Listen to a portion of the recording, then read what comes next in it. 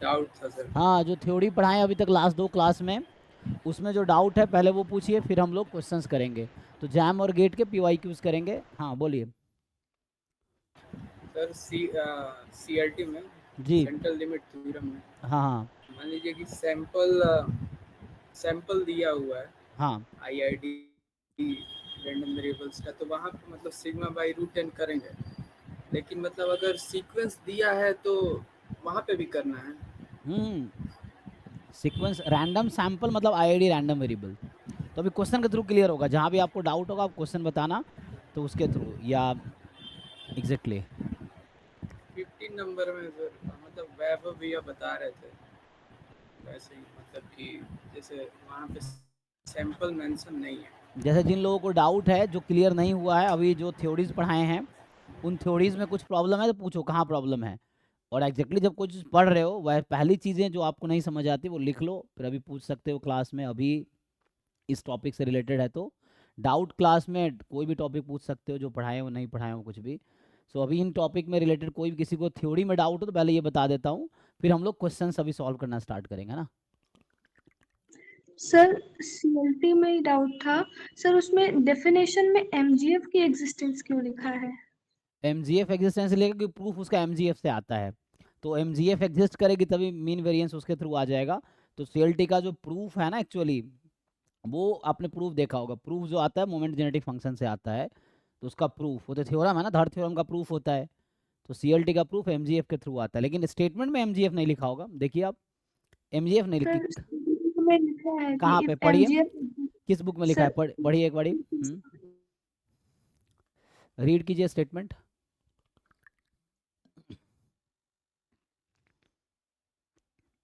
या फोटो भेजो ग्रुप में, फिर डिस्कस करते हैं क्या है। सर लिखा है कि x1 x2 up to so on यदि सीक्वेंस है आईआईडी रैंडम वेरिएबल्स के whose MGF exist in a neighbourhood of 0, hmm let expectation of xi and variance of xi is finite and given mu and sigma square, define x bar, define किया है उसके बाद let gn denote the cdf और उसके बाद sir definition direct लिख दिया है। क्या लिखा है पूरा सर एक पढ़िए, डेफिनेशन में क्या लिखा है। स्क्रीनशॉट भेज दे, बहुत बड़ा है। हम्म हम्म, हम्म।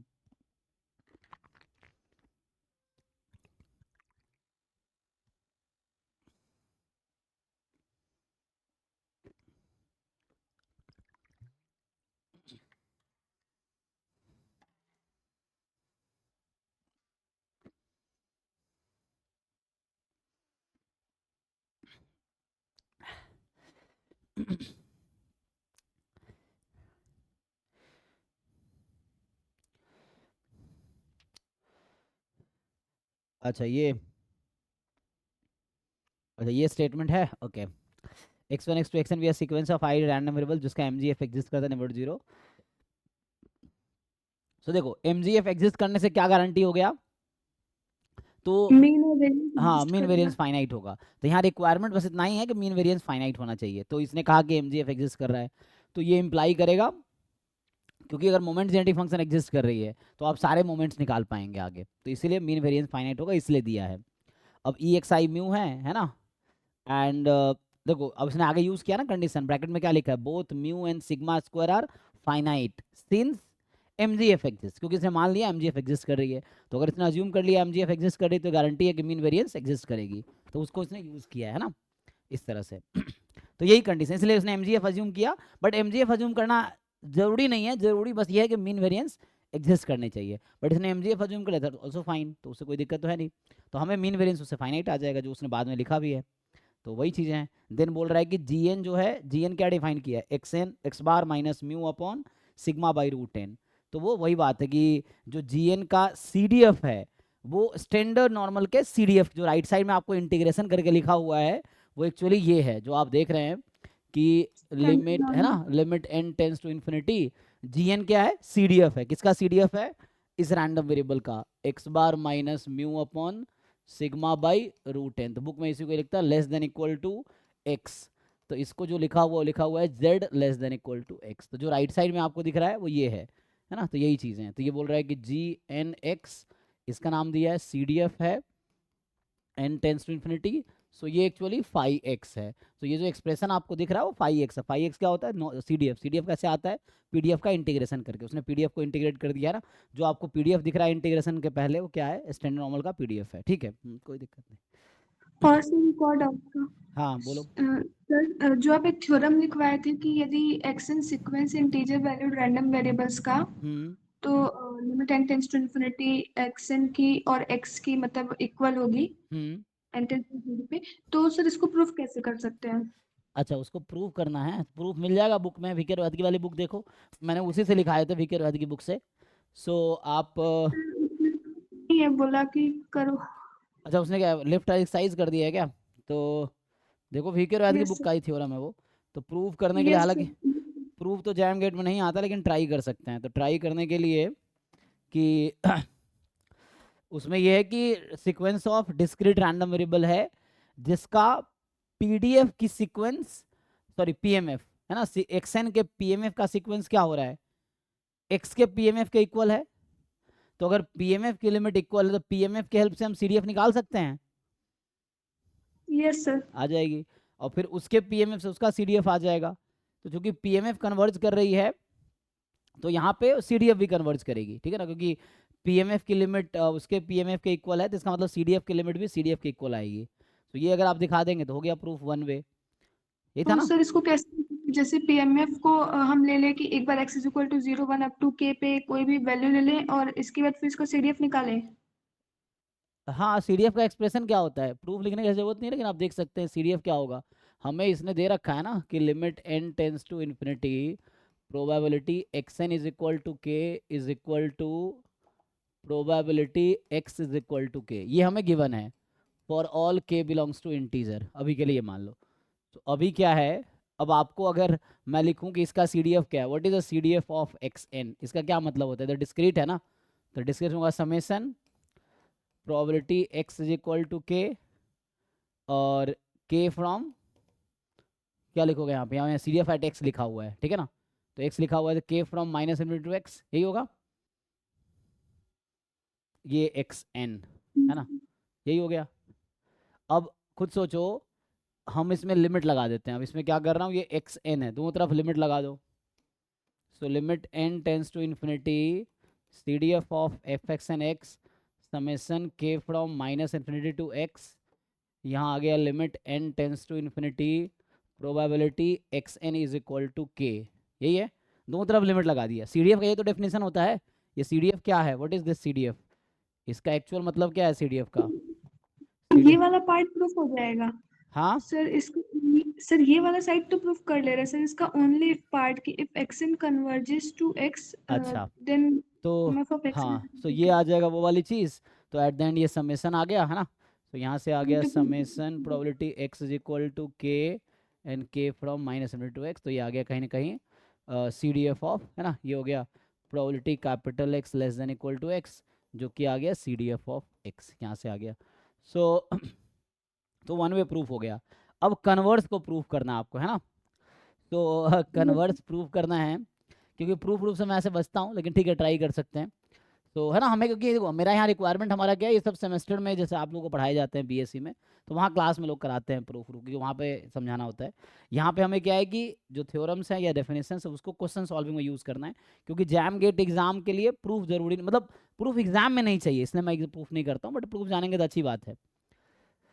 नाउ द क्वेश्चन इज, आप अज्यूम कर लो कि है ना, आप कन्वर्स ले लो कि कन्वर्सली यू अज्यूम, मतलब वो प्रूफ तो हो ही जाएगा, बस वो लिखने की बात है। तो क्योंकि एग्जाम में प्रूफ नहीं करना पड़ता, प्रूफ रिकमेंडेड भी नहीं है, तो आपको गिवन है कि limit n tends to infinity f x N x is equal to C D F of x at x, यही है। अब इसको प्रोसीड करो, देखो कहाँ क्या रिक्वायरमेंट आएगा। सो यहाँ से हो गया जैसे लिमिट n टेंस टू, इसी को कन्वर्सली अब कोशिश करेंगे दिखाने की। सो ये हो गया probability x n less than equal to x is equal to probability x less than equal to x. अब ये एक्स इंटीजर वैल्यूज है, तो इसको सिंप्लीफाई कर लो। तो ये हो गया summation probability x N is k. अब यहाँ पे के की वैल्यू फिर से माइनस इन्फिनिटी से एक्स है। अब आपको यहाँ पे दिखाना ये चैलेंज है कि x is equal to k और k from minus infinity to x। तो आपको दिखाना होगा ईच टर्म की प्रोबेबिलिटी इक्वल है, ये दिखाना पड़ेगा ना। सर थ्योरम में तो k को 0 से लिया है। अच्छा उसमें जीरो रख रखा है तो जीरो से ले लो, नॉन नेगेटिव वर्ड ले रखा है जीरो से कर लो, कोई दिक्कत नहीं है। मैं तो पूरा इंटीजर ले रहा हूँ, वहाँ पे नॉन नेगेटिव इंटीजर लिया होगा ना मैंने, तो कोई बात यस नहीं, आप सर। जीरो से कर लो तो भी कोई दिक्कत थोड़ी है। तो यहाँ जहाँ के आप पूरा इंटीजर नहीं लो, जीरो से कर लो तो भी दिक्कत नहीं है। तो सर जीरो से कंपेयर इंटीजर पे ट्रू है ये? हाँ उस सर पूरे इंटीजर वाले पे ट्रू है?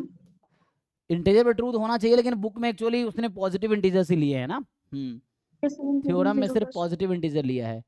तो अभी हम पॉजिटिव इंटीजर ही मान के चलते, बट हो जाएगा ट्रू मुझे लग रहा है। बट ठीक है अभी पॉजिटिव इंटीजर आप ले लो, तो यहाँ जेड प्लस कर देता हूँ, तो जेड प्लस करोगे यहाँ भी जीरो से स्टार्ट हो जाएगा। अगर आप ये जीरो से जैसे थ्योरम में लिखा है तो जीरो से स्टार्ट कर लो तो हो जाएगा, तो प्रूफ वैसे ही आ जाएगा। एंड अब यहाँ देखो कैसे आप इसको एक्सपैंड करो। तो यहाँ से क्या हो गया, अगर अलग अलग करोगे तो क्या होगा, x N is equal to, यहाँ भी जीरो से स्टार्ट है ना, जीरो से है ना। कई बार प्रूफ बहुत थ्योरेटिकल होता है, उसमें काफ़ी टाइम लग जाता है, तो जनरली मैं स्किप कर दूंगा। लेकिन आप देखो यहाँ से कैसे प्रूफ करोगे आप, एक्स एन बराबर जीरो प्लस एक्स एन बराबर वन एंड सो ऑन, ये है ना आगे तक, कहाँ तक, probability x N is equal to x, और ये इक्वल है फिर से x is equal to zero plus x is equal to one and so on. या उसको लेफ्ट में बुला लो, तो आप ये दिखा दो कि सीरीज है ना, ओके सीरीज कन्वर्जेंट है ना। अगर लेफ्ट में बुला लूंगा तो क्या होगा, मतलब प्रूफ एक टेक्निक होता है जिससे प्रूफ पे मैं जाना नहीं चाहता हूँ, फिर भी देख लो है ना, क्योंकि प्रूफ में बहुत टाइम वेस्ट होता है, और हमारा इसमें एग्जाम में बहुत ज़्यादा इससे कोई फ़ायदा होना नहीं प्रॉब्लम सॉल्विंग में, क्योंकि प्रूफ से बहुत ज़्यादा मतलब नहीं है। नहीं तो फिर ये कॉलेज के सेमेस्टर कोर्स जैसा हो जाएगा, जैसे लोग सेमेस्टर में पढ़ाते हैं आपको लगेगा वही मैं पढ़ा रहा हूँ।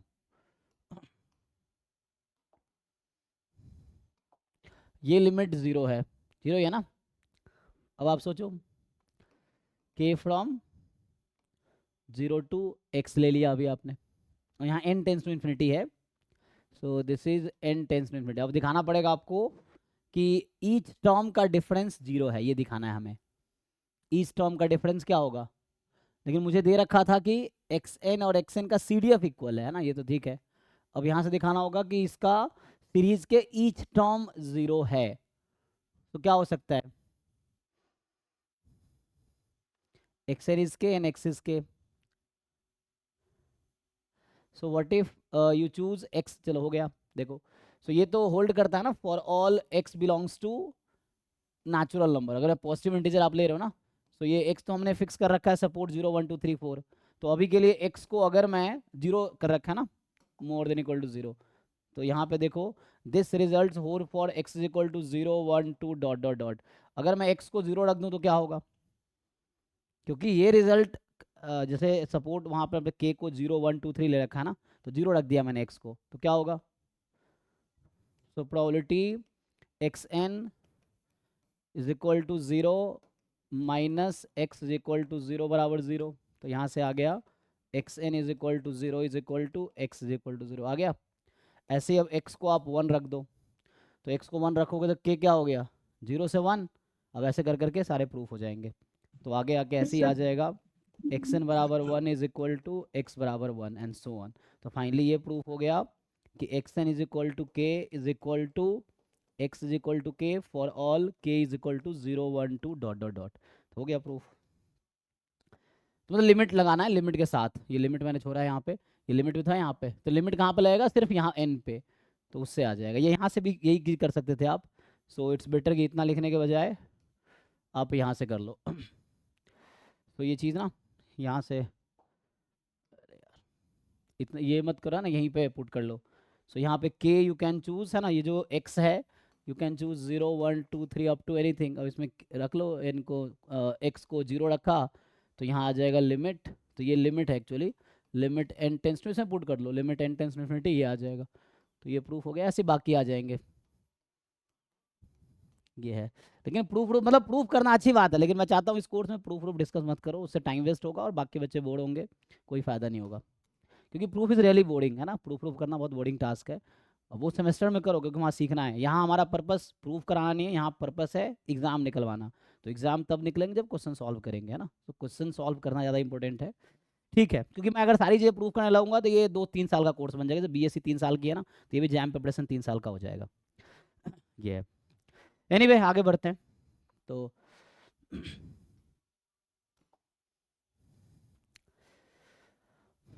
चलिए यहाँ से क्वेश्चन स्टार्ट करते हैं। तो जिन लोगों ने सॉल्व किए हैं बताओ डाउट, क्वेश्चन नंबर क्या डिस्कस करूं? पूछना है किसी ने सॉल्व किया या सारे क्वेश्चन कराऊं? हाँ सर, किया सर, बता रहा हूँ सर। हाँ जिन लोगों ने किया सॉल्व सर, किया एटलीस्ट उनके डाउट भी हो जाएंगे और बाकी लोगों के भी, क्योंकि देखो वैसे है ना कि जैसे मान लो होता है ना कि किसी को पूछा कहाँ जाना है तो बोले कहीं भी ले चलो, तो बेटर है उनके साथ चले जिनको कहीं जाना है। तो मान लो अब जैसे कोई जिसने सॉल्व नहीं किया तो उनका आंसर सर कोई भी क्वेश्चन 23 करा दो, है ना। चैट में लिखो, चैट में एक एक करके देखता हूँ, जो चैट में आप लिखिए तो बाकी बच्चों के भी डाउट्स हैं। अच्छा, ठीक। तो 2, 3, 5 है ना, क्योंकि इनसे डाउट भी हो जाएगा और जिन्होंने नहीं किया उनके लिए सब क्वेश्चन बराबर ही है, क्योंकि कौन सा मुश्किल कौन सा आसान वो तब डिसाइड होगा जब आप ट्राई करोगे। तो आपका लेवल डिसाइड करेगा कि आपके लिए कौन सा क्वेश्चन आसान है कौन सा मुश्किल है, आपने कितनी चीज़ों को समझा है, कितना प्रैक्टिस किया है ना। अभी मैं देख रहा हूँ कुछ बच्चे ऐसे हैं क्लास में जो मैथ्स बैकग्राउंड से मान लो आए हैं, अब उनको लगता है सर मैंने 4 घंटे पढ़ लिए मुझे ठीक से समझ ही नहीं आ रहा, तो मैं कैसे समझ आ जाएगा। वो बच्चे जो पूरा बीएससी किया है उनको इनको एफर्ट देना पड़ रहा है, और कोई बच्चा अभी जैम की प्रिपरेशन शुरू किए उनको लगता है सर आपने पढ़ा दिया लेक्चर देख लिए लेकिन बहुत ज़्यादा क्लियर नहीं हुआ, क्योंकि उसके लिए एफर्ट्स करने पड़ेंगे। ऐसा थोड़ी कि मेरे पास कोई ऐसी जादू थोड़ी कि मैंने बता दिया तुम्हें सारे क्वेश्चन तुम कर लोगे एक दिन में। उसके लिए लगातार कोशिश करनी होगी, एक एक डाउट कर करके चीज़ें क्लियर होंगी, तो उसके लिए आपको क्वेश्चन पूछना पड़ेगा। ठीक है, सो 2, 3, 5 ठीक है, एक एक करते हैं। तो 2 देखिए। सर मुझे तो समझ आता है, आप जो जो समझाते हो हाँ पूरा वो का है, पूरा। मतलब ज़्यादातर बच्चों जिन लोग ऑलरेडी थोड़ा बहुत आइडिया है, अब जैसे किसी ने जीरो से स्टार्ट किया तो उनको थोड़ा टाइम लगेगा ना डाइजेस्ट करने में, जब चीज़ों को रिवाइज करोगे। जो बिगिनर लोग हैं, कुछ बच्चे हैं, 1-2 बच्चे ऐसे हैं जो बिगिनर्स हैं, तो उनको थोड़ा सा एफर्ट्स तो लगेंगे, है ना। तो एफर्ट्स देने पड़ेंगे आपको तभी जाके होगा, क्योंकि सिर्फ पढ़ाने से सारे क्वेश्चन सॉल्व तो हाथ पहले कुछ क्वेश्चन सॉल्व होगा ही सबसे, जो नहीं होगा फिर मैं हेल्प करूंगा, फिर आप सीख लोगे, फिर आप हो जाएगा दूसरी बार। रिवीजन से जरूरी है ना कि 2 बार 3 बार 4 बार 5 बार करोगे तुम्हें समझ आएगा अच्छा कहाँ कहाँ तुम्हारे डाउट्स हैं और कितने डाउट क्लियर हुए। चलिए ट्राई करते हैं। देखिए तो यहाँ पे जो है सेकेंड क्वेश्चन है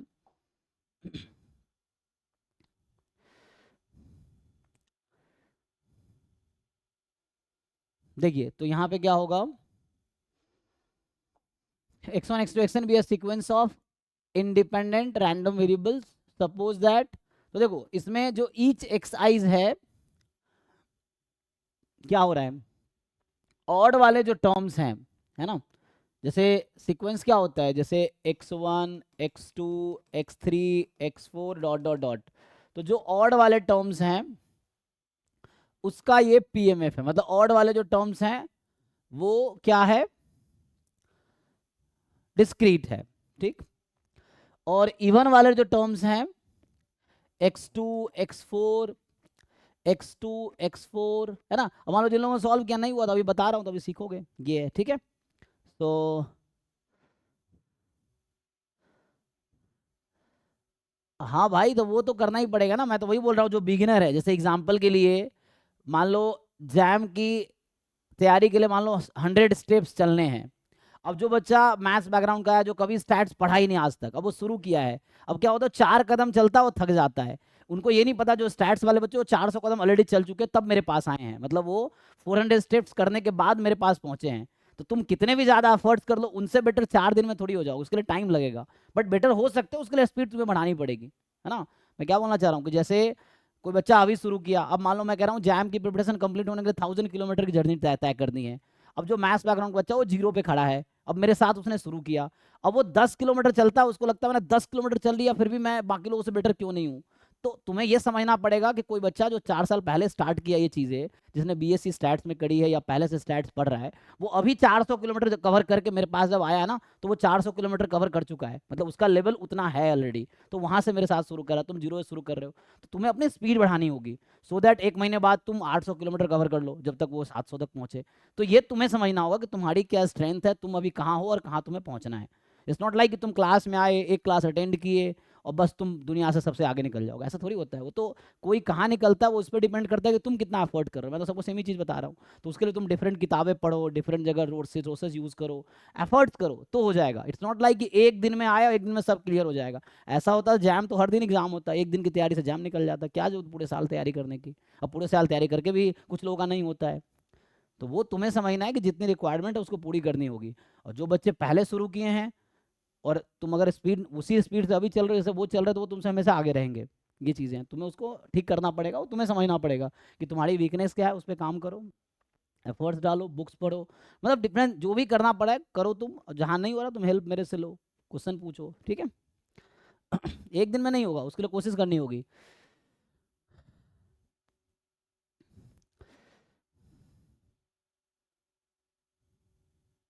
नहीं नहीं तुम्हारा नहीं कह रहा हूँ, बाकी लोगों का भी कह रहा हूँ। It's not like you only, हमारे पास बहुत सारे बच्चे हैं ना तो जो पर्सनली टेक्स्ट करते हैं। It's not like you only, बहुत सारे बच्चे हैं जिन्होंने कभी चीज़ें पढ़ी नहीं है।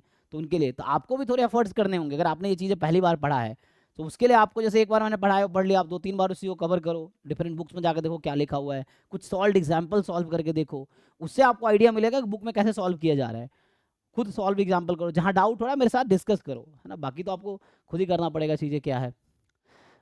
एनीवे तो यहाँ पे क्या है कि probability density function of x2k is this, so limit n tends to infinity probability x1 x2 x2n this।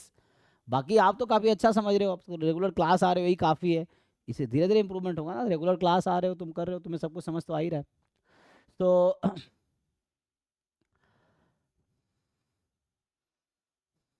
अब मान लो कोई बच्चा ऐसा है CDF भी ठीक से नहीं पता है, तो वो कैसे लिमिट थ्योरम में CDF की लिमिट निकालेगा, तो ये सब सीखना पड़ेगा ना उसको।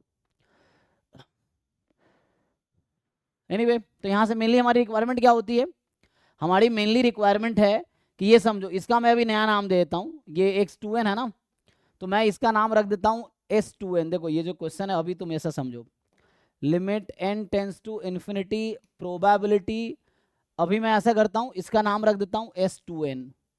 s2n मतलब sum of first 2n random variables, ठीक है, माइनस, अब इसमें हम अभी तो s2n रहने दो, s2n upon root under 2n, और यहाँ है मोर देन इक्वल टू 1, यही है जिसकी लिमिट निकालनी है मुझे। तो अब यहाँ से पहले लिमिट निकालो। अगर मैं पूछूं तुमसे कि जो ऑड वाले रैंडम वेरिएबल्स है उसका एक्सपेक्टेशन क्या है, तो x1 का एक्सपेक्टेशन क्या है और x2 का एक्सपेक्टेशन क्या है। क्योंकि देखो यहाँ पे क्या हो रहा है ना, x1 x3 x5 x7 x9 x11 they are all IIDs, ठीक है। सो वो सब IIDs हैं। सो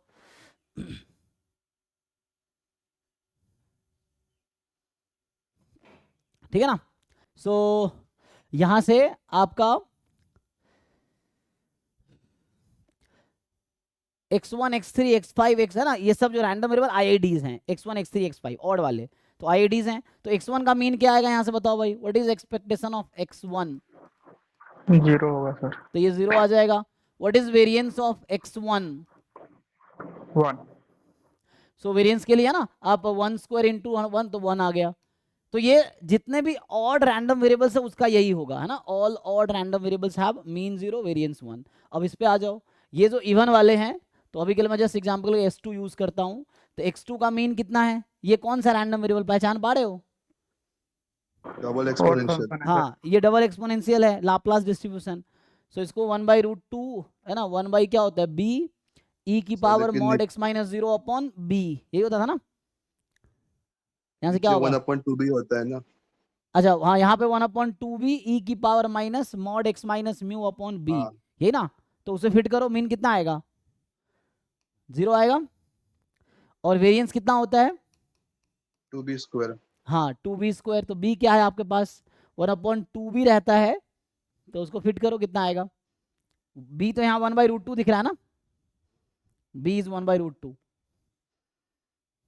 तो 1 हो जाएगा सर, 1 हो जाएगा। तो देखो, तो जो ये ex1 है वो भी 0 है, ex2 वो भी 0 है, वेरिएंस x1 1 है, वेरिएंस x2 1 है। इसका मतलब है कि x1 x2 x3 x4 all random variable have mean 0 and variance 1, है ना, सबका मीन 0 है, सबका वेरिएंस 1 है।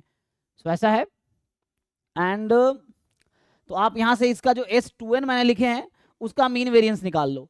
सो ये तो आपने देख लिया कि ईच जो ऑड जितने भी रैंडम वेरिएबल है उन सभी ऑड का मीन 0, मतलब इनफैक्ट सारे xi का यही है, तो मैं ऐसे ही लिख लेता हूँ कि each xi has mean 0 for all i is equal to 1 2 3 up to n and variance of xi is 1 for all i, है ना, n नहीं 2n तक, 1 से लेके 2n, क्योंकि there are 2n random variables ना, सो 2n तक है। अब मैं आपसे पूछूं ये जो s2n है जो है x1 plus x2 up to x2n, इसका एक्सपेक्टेशन निकालिए, कितना आएगा, ex1 plus ex2 plus ex3 up to ex2n, तो सबका 0 ही था ना, तो 0 हो गया। What is variance of s2n, variance of x1 plus variance of x2 all are independent random variable, ठीक है ना, so variance of x1 plus variance of x2 and so on variance of x2n, तो सबका variance तो 1 ही है, तो 2n random variable सबका variance 1 है, 1 1 1 ऐड हो जाएगा, कोवेरिएंस टर्म 0 हो जाएंगे क्योंकि इंडिपेंडेंट है, तो 2n आ गया, सो 2n, ठीक है यहाँ तक। What do you know central limit theorem क्या कहते हो, मैंने जो सेंट्रल लिमिट थ्योरम लिखाए थे आपको उसमें क्या लिखाया था कि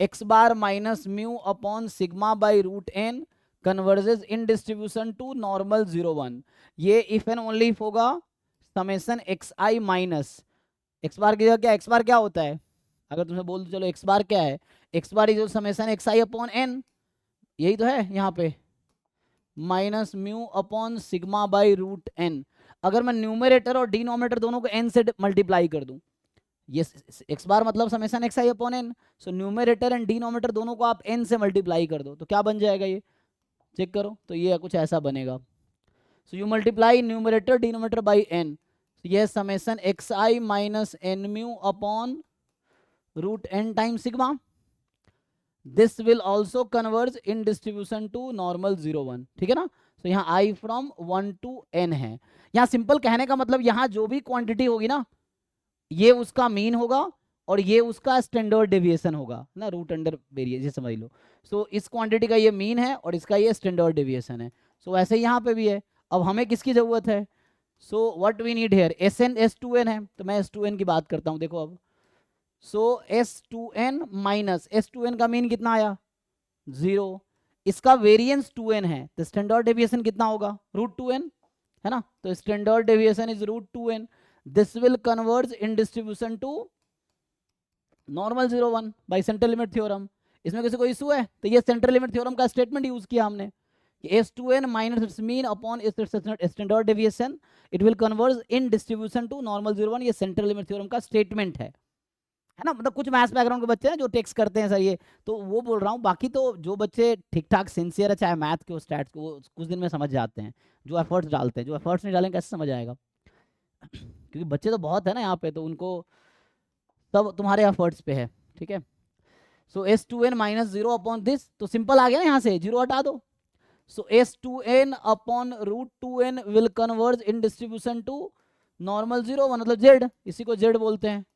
तो अब क्वेश्चन पे आ जाओ, क्वेश्चन में क्या दिक्कत है, हो तो गया, तो इसके लिए ये क्या हो गया, तो z हो गया ना, तो इसमें किसको डाउट हो रहा है, ये z है, अब ये z हो गया, तो ये क्या बन गया, probability capital Z more than equal to 1, कैसे z हो गया, यहाँ से इसका डिस्ट्रीब्यूशन z पे चला गया, तो इसको हम z लिख देंगे as n tends to infinity, ये जो रैंडम वेरिएबल है इसी को हम zn लिखते थे ना, सो दिस इसकी लिमिट लगाएंगे n टेंस टू इन्फिनिटी, तो ये बन जाएगी because of theorem, central limit theorem, कि as n tends to infinity इसका डिस्ट्रीब्यूशन z हो जाएगा, तो हो गया यहाँ पे, सो ये z हो गया। अब probability z more than equal to 1, तो 1 minus probability z less than 1, तो हो गया 1 माइनस 5 ऑफ 1, या इसी को 5 माइनस 1 भी बोल सकते हो, ठीक है। कौन सा ऑप्शन आ गया, सी। किसी को डाउट है इसमें पूछो, स्पेशली बिगिनर को, जिन्होंने बीएससी ढंग से किया या बीएससी में पहले पढ़ रखा उनके लिए सब आसान है, मैं ये बोल रहा हूँ, बिगिनर्स को थोड़े से एफर्ट्स डालने पड़ेंगे तो हो जाएगा, आसान है, उसके लिए कुछ सॉल्व एग्जाम्पल करो, क्वेश्चंस करो, हो जाएगा, ठीक है भाई। सेकेंड वाले लोग जिनका डाउट था इसमें,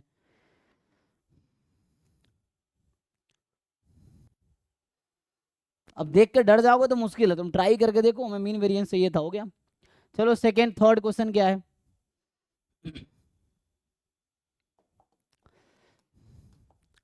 सो थर्ड क्वेश्चन इज, यहाँ पे जो थर्ड है आपका,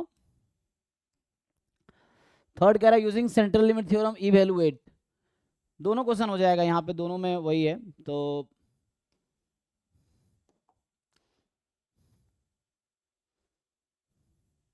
पहला पार्ट देखो, पहले फर्स्ट पार्ट क्या कह रहे हैं। सो ये क्या है, इसको ध्यान से देखो। अगर मैं तुमसे पूछूं कि कोई ये देख के बताओ ये किस रैंडम वेरिएबल का पीएमएफ है, ये नेगेटिव बाइनोमियल। हाँ, सो this is the PMF of negative binomial distribution. बताओ, तुम्हें सब कुछ आता ही है, तो मैथ्स के स्टैट्स को तुम्हें तो ये ठीक है ना। तो डाउट क्या है, मतलब मेनली उन बच्चों के लिए बोल रहा हूँ जिनको दिक्कत आ रही है, तुम्हें तो ठीक ही लग रहा है सब। तो है ना, using central limit theorem evaluate. और इसकी वजह ये कि तुम ये तो ठीक से समझ पाते हो या खुद एफर्ट्स करते होगे, इसीलिए है ना। क्योंकि सिर्फ टीचर के पढ़ाने सबको सब कुछ थोड़ी आ जाता है, किसी को आता है बिकॉज वो खुद एफर्ट्स डाल रहा है, तो वो अच्छी तरह समझ पा रहा है, या रिवाइज कर रहा है, या खुद से कुछ कोशिश कर रहा है, इस तरह से। ठीक है, तो यूजिंग सेंट्रल लिमिट थ्योरम आपको पहले ये डिसाइड करना है कि ये क्वांटिटी है क्या। सो मैं अभी के लिए आपको बताऊं कि ये है limit n tends to infinity, probability ये ऐसा है, अभी ये समझो, this is summation j from 0 to n, probability xn is equal to j। अब आपको समझना है कि व्हाट इज दैट xn, ये क्वांटिटी है। अब तुम्हें क्या पहचानना है, तुम्हें बस ये पहचानना है कि ये जो प्रोबेबिलिटी है ये कौन सा रैंडम वेरिएबल है। अब सिंपल, आपने जितने भी स्टैंडर्ड रैंडम वेरिएबल्स हैं हमने कहा कि वो आपको पहचानने पड़ेंगे। यू शुड नो पीएमएफ या PDF, mean variance, MGF, support, ये सब एटलीस्ट पता होना चाहिए। सो जी, ज़्यादातर क्वेश्चन सीएलटी से है।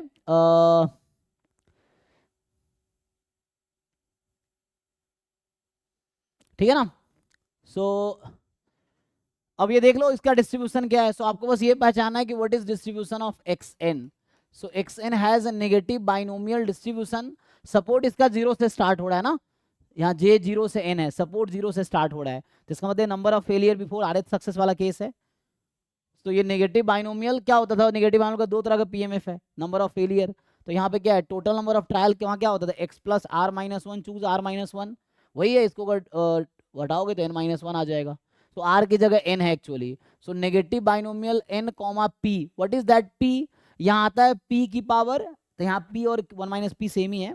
वहाँ क्या होता था, p की पावर x, q की पावर r, सॉरी सक्सेस आ रहा है ना, p की पावर r, q की पावर x, यही ना, p की पावर r 1 माइनस p की पावर। तो यहाँ p q हाफ हाफ है, सो हाफ हाफ है, तो ठीक है जी।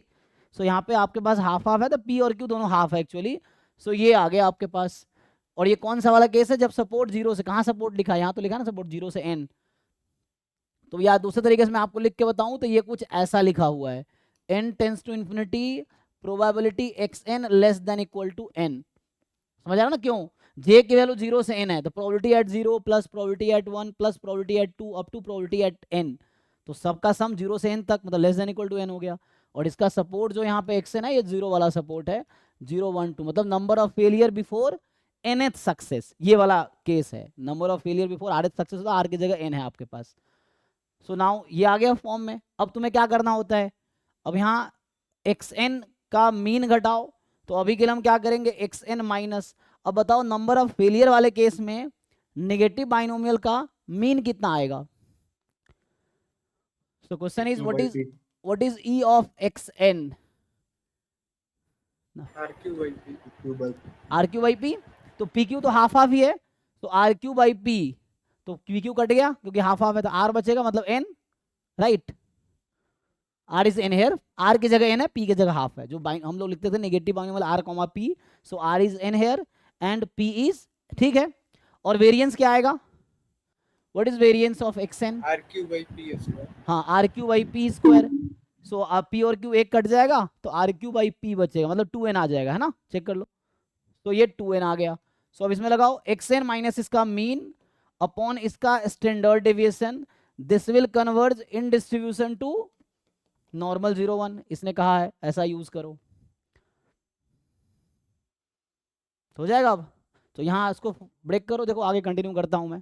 सो इसको यहाँ कंटिन्यू कर रहा हूँ, तो limit n tends to infinity, probability xn में से उसका मीन घटाओ और उसके स्टैंडर्ड डेविएशन से डिवाइड करो, वही चीज राइट साइड में करो, सेम चीज है, मीन घटाओ मतलब जो यहाँ की है वही वहाँ करो।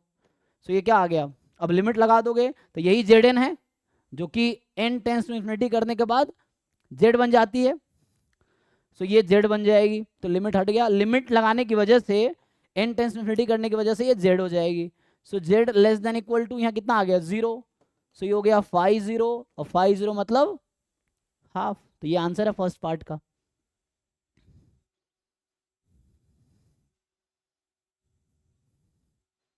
तो पहले तो पीएमएफ पहचानना था, पीएमएफ से डिस्ट्रीब्यूशन आ गया, डिस्ट्रीब्यूशन से मीन वेरिएंस आ गया, मीन वेरिएंस से ये स्टेटमेंट यूज कर लिया तो ये आ गया।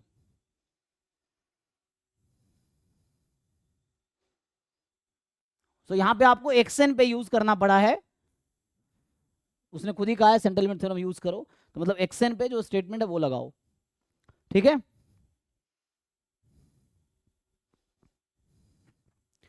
तो अभी के लिए आप ये समझ सकते हो कि मान लो यहाँ सैंपल साइज 1 था उस साइज से, ठीक है ना, जस्ट एक्सएन के लिए बात कर रहा है। किसी को डाउट है तो बोलो फर्स्ट पार्ट में। सेकंड पार्ट देखते हैं, first part is okay. Now see second part. Suppose that n balls are randomly placed into 2n cells. X denotes the number of balls occupying the first cell. Then probability x is equal to 5, n tends to infinity is. तो ये वाला question अभी मैं कल ही एक question लिखा था, कल या परसों, वो जो क्वेश्चन लिखा था there are 6 boxes and 10 balls are placed into 6 boxes, तो क्या डिस्ट्रीब्यूशन फॉलो किया था वो कल क्लास का पहला ही क्वेश्चन था ना ये, कि हाँ मल्टीनोमियल डिस्ट्रीब्यूशन, तो ये मल्टीनोमियल पे बेस्ड है। देखो So suppose that n balls are randomly placed into 2n cells. जो मैंने क्वेश्चन लिखे तो वहां लिखा था 10 balls are placed into 6 cells, इस तरह था ना वो। तो अब क्वेश्चन है x denote the number of balls occupying the first cell. So find the limit this. Okay. So अब यहाँ पे देखो मैं सेकंड को अलग से सॉल्व करता हूँ, अगले पार्ट को ना, तो यहाँ पे सेकंड पार्ट का मैं अलग से, तो ये मल्टीनोमियल डिस्ट्रीब्यूशन कहीं ना कहीं यूज होगा, लेकिन सिर्फ एक रैंडम वेरिएबल की बात कर रहा है तो ये बाइनोमियल हो जाएगा। आपको पता है ना मल्टीनोमियल डिस्ट्रीब्यूशन में जो मार्जिनल होता है वो बाइनोमियल होता है, बाइवेरिएट नॉर्मल में मार्जिनल नॉर्मल होता है, तो ऐसे ही है।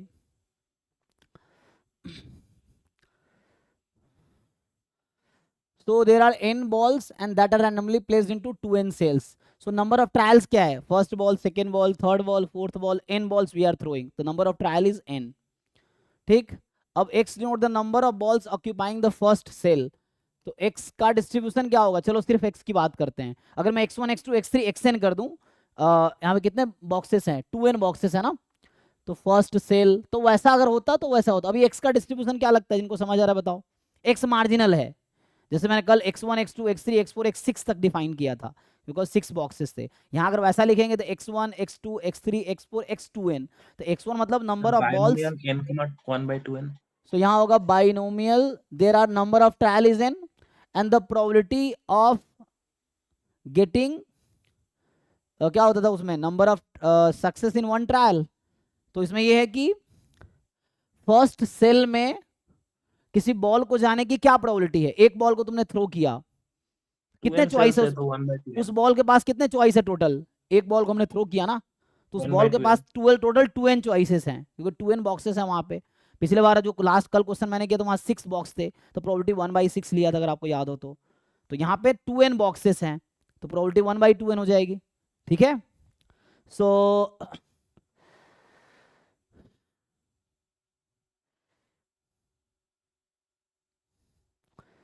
हाँ लगा लो, जैसे भी तुम लगा सकते हो, बिना उससे तो उससे भी कर लो, प्रोबेबिलिटी निकाल के लिमिट लगा लो तब भी हो जाएगा, वैसे ही तुम नॉर्मल कॉन्सेप्ट लगा सकते हो, ठीक है। सो अभी के लिए बाइनोमियल n, 1/2n हो गया, ठीक है ना। मैं मल्टीनोमियल क्योंकि सिंगल रैंडम वेरिएबल की बात कर रहा है, तो x is binomial n, 1/2n।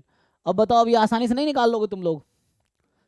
सो ये है limit n tends to infinity, probability x is equal to 5, तो limit n tends to infinity. अब बताओ x इज इक्वल टू 5 क्या आएगा यहाँ पे, सो वैसे लिखोगे तो आएगा n चूज 5, यही ना, और 1/2n की पावर 5 और 1 - 1/2n की पावर n-5। बट ये थोड़ा क्या बोलते हैं इसे, कैलकुलेशन डिफिकल्ट नहीं होगा। तो हमने एक कॉन्सेप्ट पढ़े थे, नॉर्मल अप्रोक्सीमेशन टू बाइनोमियल पढ़ा था। सो व्हाट इफ क्योंकि n यहाँ बहुत लार्ज है, क्योंकि n टेंस टू इन्फिनिटी की बात कर रहा है, तो n is large. So n अगर लार्ज होगा तो we can approximate binomial into normal, even we can approximate binomial into, लेकिन पॉइसन डिस्ट्रीब्यूशन के लिए क्या कंडीशन था, कब उसको अप्रोक्सीमेट करते थे, n लार्ज होगा तो p, n लार्ज और p स्मॉल हो जाएगा ना यहाँ पे। अच्छा n टेंस टू इन्फिनिटी लूंगा तो n बहुत लार्ज हो जाएगी, p बहुत स्मॉल हो जाएगी, तो ये आई थिंक पॉइसन अप्रोक्सीमेशन ठीक रहेगा यहाँ पे, है ना, क्योंकि पॉइसन अप्रोक्सीमेशन के लिए क्या कंडीशन लिखाया था मैंने कि n लार्ज हो p स्मॉल हो, और नॉर्मल अप्रोक्सीमेशन के लिए हमने आई थिंक लिखे थे क्या कंडीशन लिखा था, नहीं पॉइसन के लिए क्या कंडीशन लिखा था, NP is equal to lambda is finite. हाँ np इज फाइनाइट, वो तो आ जाएगा, np यहाँ कितना आ जाएगा, तो लैम्डा को np ले लेंगे तो कितना आ जाएगा ये 1/2, तो फाइनाइट हो गया। तो पॉइसन अप्रोक्सीमेशन लगा लो, बेटर है, ये इतना कर, इससे करोगे तब भी आंसर वही आएगा, it's better to use Poisson approximation. तो पॉइसन अप्रोक्सीमेशन में हो जाएगा x इज पॉइसन कितना आ जाएगा 1/2 और x इज पॉइसन 1/2। सो उस केस में हम ये जो n टेंसिटी जब ये पॉइसन की लिमिट लगा लो तो e की पावर माइनस लैम्डा, लैम्डा की power x upon x factorial. So ये आंसर है। और तुम अगर लिमिट बहुत अच्छे से कैलकुलेट करना आता है तो इसकी लिमिट निकालो तब भी आंसर यही आएगा। तो हमने यहाँ क्या, ये आंसर मैंने कैसे लिख दिया, ये यूज करके, पॉइसन अप्रोक्सीमेशन यूज करके, क्योंकि पॉइसन अप्रोक्सीमेशन के लिए वही कंडीशन था कि चेक करो भाई, ओके है, ये किसी को डाउट पूछना है देखो, या नॉर्मल से भी आप जा सकते, देख लो नॉर्मल से अगर इजी पड़ेगा तो उसमें फिर कंटिन्यूटी करेक्शन करना पड़ेगा, है ना, अगर नॉर्मल से जाओगे तो वहां कंटिन्यूटी करेक्शन, लेकिन नॉर्मल नहीं लगा पाएंगे। नॉर्मल के लिए कंडीशन था कि p should not be extreme values, देखो जो नॉर्मल अप्रोक्सीमेशन के मैंने कंडीशंस लिखाए होंगे वहां ये था कि p should not be extreme values, extreme values means p should not be close to 0 और p should not be close to 1। तो यहाँ तुम्हारा p जो होगा क्लोज टू 0 हो जाएगा, जब n बहुत लार्ज लेंगे तो p अप्रॉक्स 0 हो जाएगा, तो normal approximation is not a good idea. So you, है ना, हाँ हाँ आप कर लो, वही मैं कह रहा हूँ, if you know how to calculate limit हो जाएगा, एनसीआर को एक्सप्लेन करो और ये इजीली तुम फिट कर सकते हो तो लिमिट भी इजीली आ जाएगा, इट्स नॉट डिफिकल्ट। अगर तो एक अप्रोच ये है कि तुम इसको एनसीआर ओपन करो, कैंसिल हो जाएगा बहुत सारे टर्म्स, फिर उसको सही से फिट कर लो तो उससे भी आंसर आ जाएंगे। और क्योंकि यहाँ दिख रहा ना 1/2 कहीं ना कहीं है, 1/n का कोएफिशिएंट, तो इसकी वजह से e की पावर -½ आएगा, देन बाकी तुम ट्राई करके देख लो, मतलब लिमिट भी निकालना इतना मुश्किल नहीं है, तुम लिमिट से जा सकते हो, मतलब एक क्वेश्चन करने के 50 तरीके हैं, तुम्हें एक तरीका कम से कम आने चाहिए, 2 4 5 6 तरीका आता है कोई दिक्कत नहीं है, एक तरीके तो आने चाहिए कम से कम।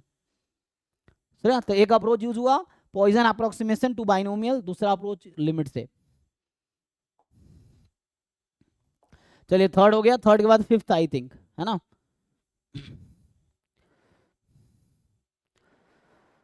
फिफ्थ भी ऐसे ही है पहला जैसा, इसमें क्या ही दिक्कत है भाई, फिफ्थ में तुम लोग क्यों फंस रहे हो इन सब क्वेश्चन में, तो आसान है कि कोई नहीं, 4-5 क्वेश्चन मैं सॉल्व कर दे रहा हूँ ना तो तुम्हें सारे क्वेश्चन आसान लगेंगे उसके बाद, क्योंकि इसलिए डिफिकल्ट इसलिए लगता है ना क्योंकि हम डर रहे होते हैं कैसे होगा पता ही नहीं होता है, जब तुम 4-5 क्वेश्चन सॉल्व कर लेते हो तुम्हें पता चल जाता है कि सॉल्व होना कैसे है, फिर सारे क्वेश्चन आसान लगेंगे, ठीक है।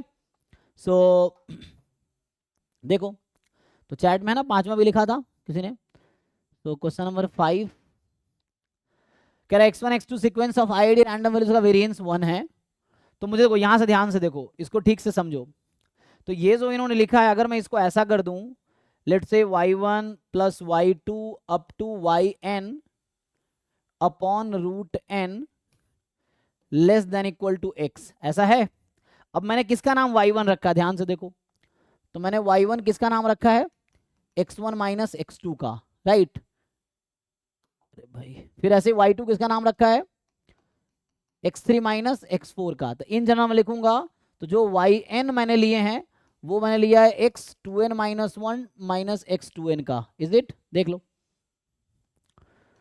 For all n 1 2 3 and so on, यही है ना, yn को मैंने लिखा x2n माइनस 1 फिट बैठ जाएगा, n को 1 रखेंगे तो ऐसा फिट बैठेगा, 2 रखेंगे तो ऐसा फिट बैठेगा, बाकी देख लो, जैसे yn है मेरा, तो yn मेरा क्या है x2, अच्छा इधर से दिख ही तो रहा है, यहाँ से डायरेक्टली दिख रहा है, तो कुछ लॉजिक लगाने की जरूरत नहीं, यहाँ से दिख रहा है ना मुझे डायरेक्टली, ये yn है और ये है, ठीक है, ओके है।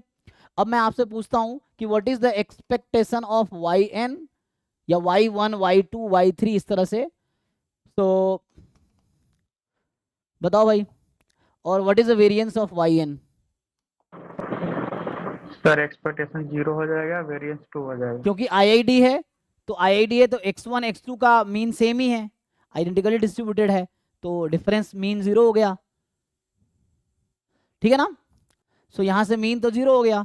अब वेरिएंस निकालेंगे, वेरिएंस ऑफ yn अगर आप फाइंड करेंगे तो कितना बताया आपने वेरिएंस ऑफ yn? 2। सो 1 + 1 2, क्योंकि अच्छा क्या ये इंडिपेंडेंट है x1 x2? नहीं, x1 x2 y1 मैं क्या लिखा, हाँ x1 ये तो इंडिपेंडेंट है ना, IID है, तो ये variance this plus variance this, तो 2 आ गया। Okay, now come to this point. तो अब ये क्या है देखो ठीक से, अब ये इसको मैं एक नया टर्म डिफाइन कर रहा हूँ SN। तो SN is y1 + y2 up to yn, क्योंकि SN है ना। So this is something like limit n tends to infinity, ये है आपके पास SN upon √n less than equal to x, यही है। तो SN मैंने किसका नाम रखा, y1 से yn तक। अब आप लोग बताओ मुझे what is the expectation of SN and what is the variance of SN? 0 to n। नहीं, क्या y1 y2 इंडिपेंडेंट है? कोवेरिएंस निकालो जरा इसके बीच का। हालांकि एक बार चेक करते हैं कोवेरिएंस कितना आएगा, x1 x3 फिर x2 x4 पॉजिटिव फिर x1 x4 माइनस में x2 माइनस, हाँ 0 तो आ जाएगा। और चूंकि यहाँ पे हाँ इंडिपेंडेंट तो होगा ही ना, क्योंकि देखो x1 x2 इंडिपेंडेंट है x3 x4 से, तो x1 माइनस x2 इंडिपेंडेंट होगा x3 माइनस x4 से, ठीक है ना, because x1 x2 independent x3 x4 से, डिफरेंस का भी इंडिपेंडेंट होगा। So y1 y2 y3 y4 yn are all independent. Why? Because x1 x2 x3, क्योंकि y1 में सिर्फ x1 माइनस x2 है, y2 में y3 माइनस y2 में x3 माइनस x4 है, तो इसके सारे टर्म इंडिपेंडेंट है, तो इंडिपेंडेंट होगा, नो प्रॉब्लम, ठीक है। सो यहाँ से मीन तो 0 आ गया और वेरिएंस 2n आ गया, ठीक है। तो करते क्या हम लोग, अब सेंट्रल लिमिट थ्योरम क्या कहता है? ओके जी, so central limit theorem says कि SN माइनस SN का मीन 0, SN का standard deviation, this will converge in distribution to Z। यही है सेंट्रल लिमिट थ्योरम कि SN माइनस मीन और इसका standard deviation will converge in distribution Z। तो लिख लो इसको, ठीक से सिंप्लीफाई कर लो, तो इसको थोड़े से बैलेंस कर लो। तो बैलेंस करने के लिए SN माइनस 0 अपॉन √2n चाहिए मुझे वैसा। तो कितना मुझे बैलेंस करने के लिए क्या करना पड़ा, बस 2 को यही करना पड़ा जी। क्या मैं इस चीज को ऐसा लिख सकता हूं? It's fine. सो नाउ अच्छा लिमिट हटा दो अब, तो ये तो हो गया, दिस इज Zn, मतलब इसकी limit n tends to infinity लगाने पे ये क्वांटिटी Z बन जाएगी, सेंट्रल लिमिट थ्योरम कहती है। तो यहां से आ गया probability Z less than equal to x by √2, और Z के CDF को हम लोग 5 लिखते हैं। So this is the answer. Check कर लो, किसी को डाउट है बताओ।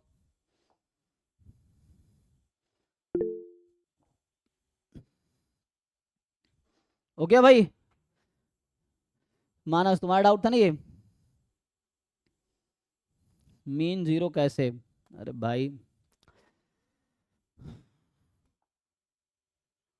किसका मीन 0 की बात कर रहे हो, yn का या SN का? तो कहां से स्टार्ट करूं?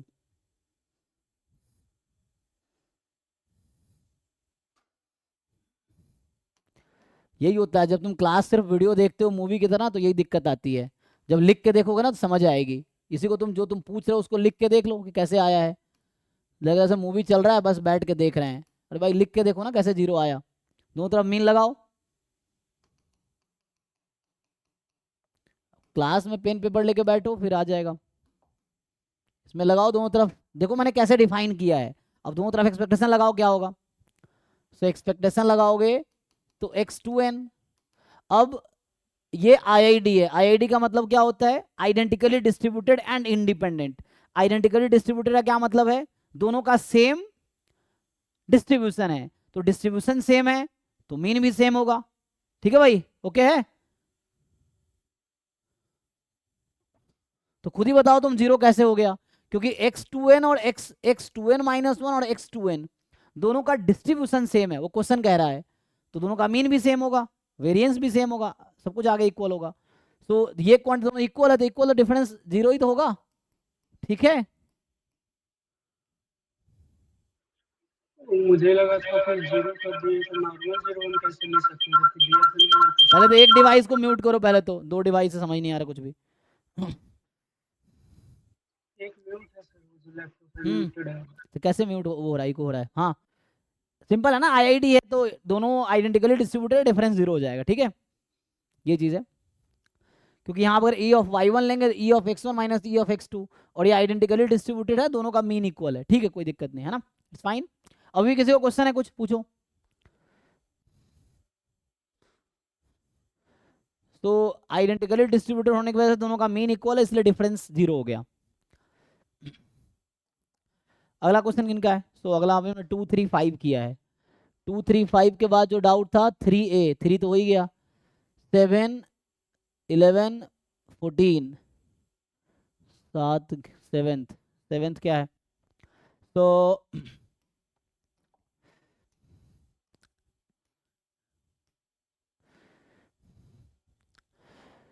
अब देखो ये 7th है कन्वर्जेंस इन प्रोबेबिलिटी का, तो ये तुम्हें लगता है डेफिनेशन तुम्हें ठीक से समझ आता हो, पहली चीज़ तो वो है ना, मेन है डेफिनेशन ठीक से समझ आता हो तो हो जाएगा, कुछ खास नहीं है।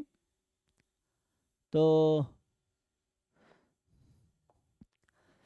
क्या बोला, x1 x2 xn भी IID random variable with PDF this, तो ये शिफ्टेड एक्सपोनेंशियल है, मतलब x माइनस 1 का डिस्ट्रीब्यूशन एक्सपोनेंशियल 1/2 हो जाएगा इस वाले में। तो मैं ये बोल रहा हूँ ये जो PDF है ना x का है, तो मैं बोल रहा हूँ x माइनस 1 का अगर डिस्ट्रीब्यूशन निकालोगे, शिफ्टेड एक्सपोनेंशियल और एक्सपोनेंशियल में जैसे रिलेशन कैसे डिफाइन करते हैं?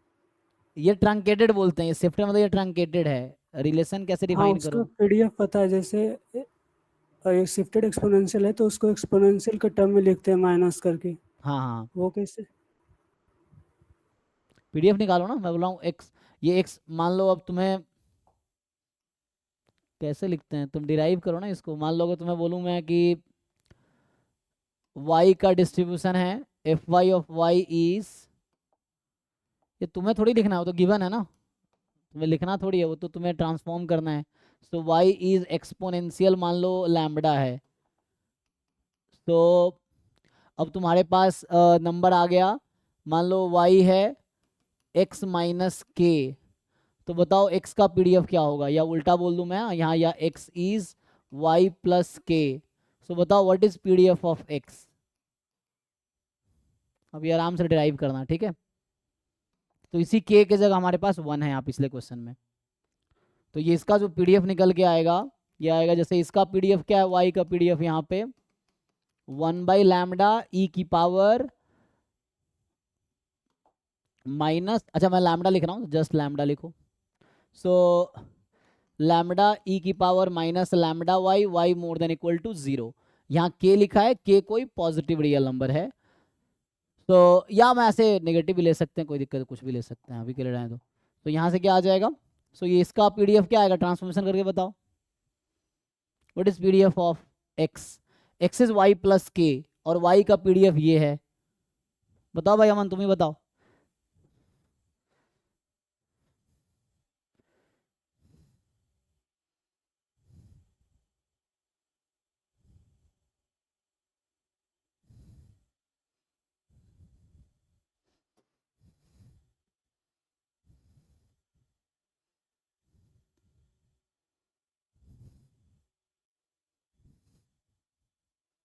तुम्हारे क्वेश्चन का यही आंसर है कि ट्रंकेटेड कैसे आता है या शिफ्टेड कैसे आता है, ये आंसर है, अब निकालना आना चाहिए ना, अगर ये नहीं कर पा रहे फिर तो भाई बहुत दिक्कत है। सर y के जगह पे x माइनस के हो जाएगा वो PDF में, सपोर्ट क्या होगा, ये सपोर्ट होगा k से इन्फिनिटी। सो यहाँ से आ गया लैम्बडा e की पावर माइनस लैम्बडा, y की वैल्यू है x माइनस के, और x is more than equal to k, अगर मैं y मोर देन इक्वल 0 लिखा हूँ, है ना, यही है, तो ये लो आ गया, तो कैसे आता है, ठीक है ना। एनीवे तो यहाँ से x more than equal to 1 है ना, तो ये जैसे हमारे पास ये बोल रहा हूँ कि x माइनस 1 हमने किया, तो यहाँ से जो ही x माइनस 1 करेंगे ना, सो x माइनस 1 की वैल्यू मोर देन 0 हो जाएगी, ठीक है। सो x minus one more than zero, और यहाँ दिख रहा है आपको x माइनस वन है, तो अगर मैं x माइनस वन का नाम y रख दूँ अभी के लिए, तो x माइनस वन का नाम अगर हम y रख देना तो ये होगा कि या this will have distribution exponential 1/2। तो इसका पीडीएफ जो आएगा कुछ नाम रख दो, चाहो तो y z w जो भी समझ तुम्हें आता है, तो मान लो अभी के लिए u मान लो, लेट से u is x minus one, तो u का जो डिस्ट्रीब्यूशन होगा एक्सपोनेंशियल 1/2 होगा, ठीक है ना। तो u का जो पीडीएफ है, मान लो अभी पीडीएफ किसके टर्म में लिखना चाहोगे, u के टर्म में लिखना, u में लिख लो। सो आएगा 1/2 e की power minus u/2 u more than equal to 0 या मोर देन 0, ठीक है भाई। इसमें किसी को डाउट है? जस्ट ट्रांसफॉर्मेशन, जो आपने वन वेरिएबल का ट्रांसफॉर्मेशन पढ़ा था, अभी कुछ लोग आप में से होगा जिनको ये समझ नहीं आया होगा आया कैसे, तो भाई ये तुमने फॉर्मूला वहाँ पढ़ा होगा, जिन लोगों को समझ नहीं आया उनके लिए बता रहा हूँ।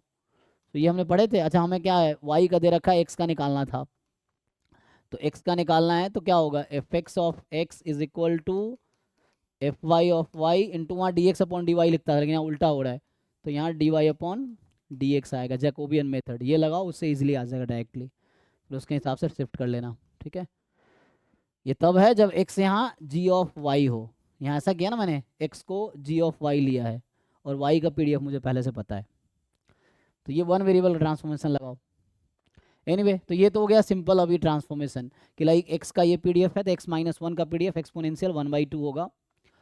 अब आप इसको ध्यान से देखो, एक नया टर्म डिफाइन किया, तो मैंने अभी u क्या लिया है, सो मान लो ui is xi minus one, जिसका डिस्ट्रीब्यूशन अभी हमने डिराइव किया एक्सपोनेंशियल 1/2। अब ये क्या है, व्हाट इज दिस yn, ध्यान से देखो। सो ये जो yn इसने डिफाइन किया है दैट इज समेसन ui, ये ui अच्छा स्क्वायर लगा दिया ना, एक मिनट, तो summation ui square upon n, यही है जी। ये कहना चाह रहा हूँ कि ये जो लिखा है इसको ठीक से लिख लो, 1/n summation ui square i from 1 to n। यहाँ तक किसी को डाउट तो नहीं है? देखो अभी जो हमने जस्ट ट्रांसफॉर्मेशन, x का ये पीडीएफ है तो x माइनस वन का पीडीएफ एक्सपोनेंशियल हाफ आएगा, और एक्सपोनेंशियल हाफ है, और यहाँ पे x माइनस वन को रीनेम किया, तो x माइनस आई को x माइनस वन को u रखा, तो xi माइनस वन ui हो गया, तो ui का स्क्वायर है। अब देखो, अब तुम्हें मेनली क्या है ना, यहाँ तुमसे ये एक्सपेक्ट कर रहा है कि तुम्हें इसका मतलब पता हो, तो ये तो कुछ खास है नहीं। क्या लिखा हुआ है कि limit n tends to infinity probability yn minus k more than epsilon is 0 for all epsilon more than 0। ये किसका डेफिनेशन है? This if and only if. जिनको समझ आ रहा बताओ, ये किसका डेफिनेशन लिखा हुआ है? converges to yn probability। तो ये कह रहा है yn converges in probability to k। ये डेफिनेशन था ना, तुम जाके पढ़ो जिनको नहीं याद है। पहले तो तुम्हें डेफिनेशन बताओ कन्वर्जेंस इन डिस्ट्रीब्यूशन का, कन्वर्जेंस इन प्रोबेबिलिटी का, ठीक है, फिर उसके बाद सेंट्रल लिमिट थ्योरम पता हो और weak law of large number पता हो। चार ही चीज़ें हैं जैम के सिलेबस में, वो ठीक से तुम्हें पता हो। नहीं पता है तो 50 बार पढ़ो, 100 बार पढ़ो, पता चल जाएगा, ठीक है। So yn converges in probability to k, ये दे रखा है। yn है क्या मेरे पास? yn हमें दे रखा है कि इसका मतलब है 1/n summation ui square i from 1 to n, है ना। ये इफ एंड ओनली, मतलब जस्ट ये लिख रहा हूँ दैट इज, या दैट इज करके लिख लो। सो दैट इज मुझे क्वेश्चन में गिवन है, ये इफ है ना, ये गिवन है मुझे। सो मुझे क्वेश्चन में गिवन है कि this quantity converges in probability to k। ये डेफिनेशन है, इसमें कोई थ्योरम व्योरम नहीं लग रहा है, डेफिनेशन है कन्वर्जेंस इन प्रोबेबिलिटी का। तो यहाँ से आ गया। अब मैं आपसे पूछूं weak law of large number क्या कहता है कि 1/n summation ui square i from 1 to n converges in probability to what? Weak law of large number theorem क्या कहता है कि ये कहाँ कन्वर्ज करेगी? एक्सपेक्टेशन ऑफ u स्क्वायर पे, है ना, ये थ्योरम है। वहां था कि अगर यहाँ xi होगा तो ex पे कन्वर्ज करेगी, xi स्क्वायर है तो ex स्क्वायर पे कन्वर्ज करेगी, xi क्यूब है तो ex क्यूब पे कन्वर्ज करेगी। अब मुझे ये बताओ, अगर तुम्हें u का डिस्ट्रीब्यूशन पता है कि u जो है वो एक्सपोनेंशियल हाफ है, तो क्या आप लोग मुझे ये बता सकते हो कि एक्सपेक्टेशन ऑफ u स्क्वायर क्या होगा? क्या यहाँ से एक्सपेक्टेशन ऑफ u तो 2 आ जाएगा और वेरिएंस ऑफ u 4 हो जाएगा, है ना, यहाँ से, क्योंकि ये वाला पीडीएफ है ना इसका, ये वाला। तो मुझे यहाँ से बताओ e ऑफ u स्क्वायर किसके इक्वल आएगा? 8 आ गया। तो इसका मतलब ये क्वांटिटी आपका एक्चुअली 8 है ना, दिस क्वांटिटी इज 8। सो एक ही चीज को आपने 2 बार लिखा है। सो आपको क्या लगता है k की वैल्यू क्या होनी चाहिए? 8। हो गया आंसर, है ना। सो इसका मतलब है k इज नथिंग बट 8, क्योंकि एक ही चीज को आपने 2 तरीके से लिखा। सो ये आपको क्वेश्चन में दिया था, ये आपको पहले से पता है, इसका मतलब ये जो 8 है ना, यही k है यहाँ पे, तो यही k पता लगाना था। अब जिनको डाउट है पूछो।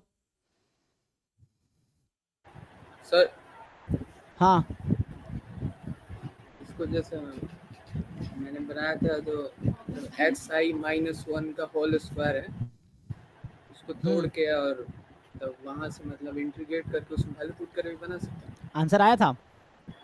हाँ आगे। हाँ ठीक है, कोई दिक्कत नहीं।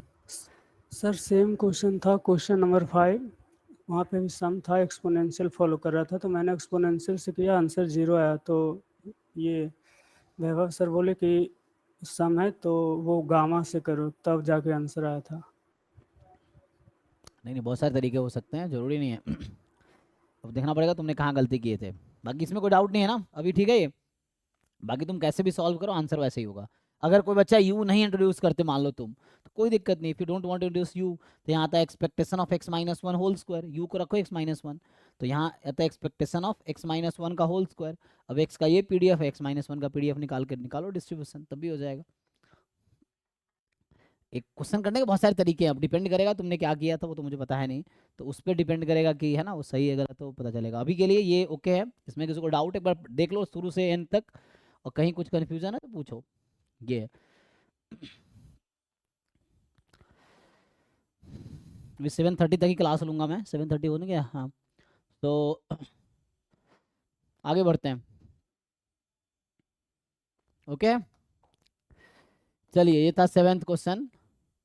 7th के बाद अगला क्या था? 11, 11th, yes sir. 11th 14th। तो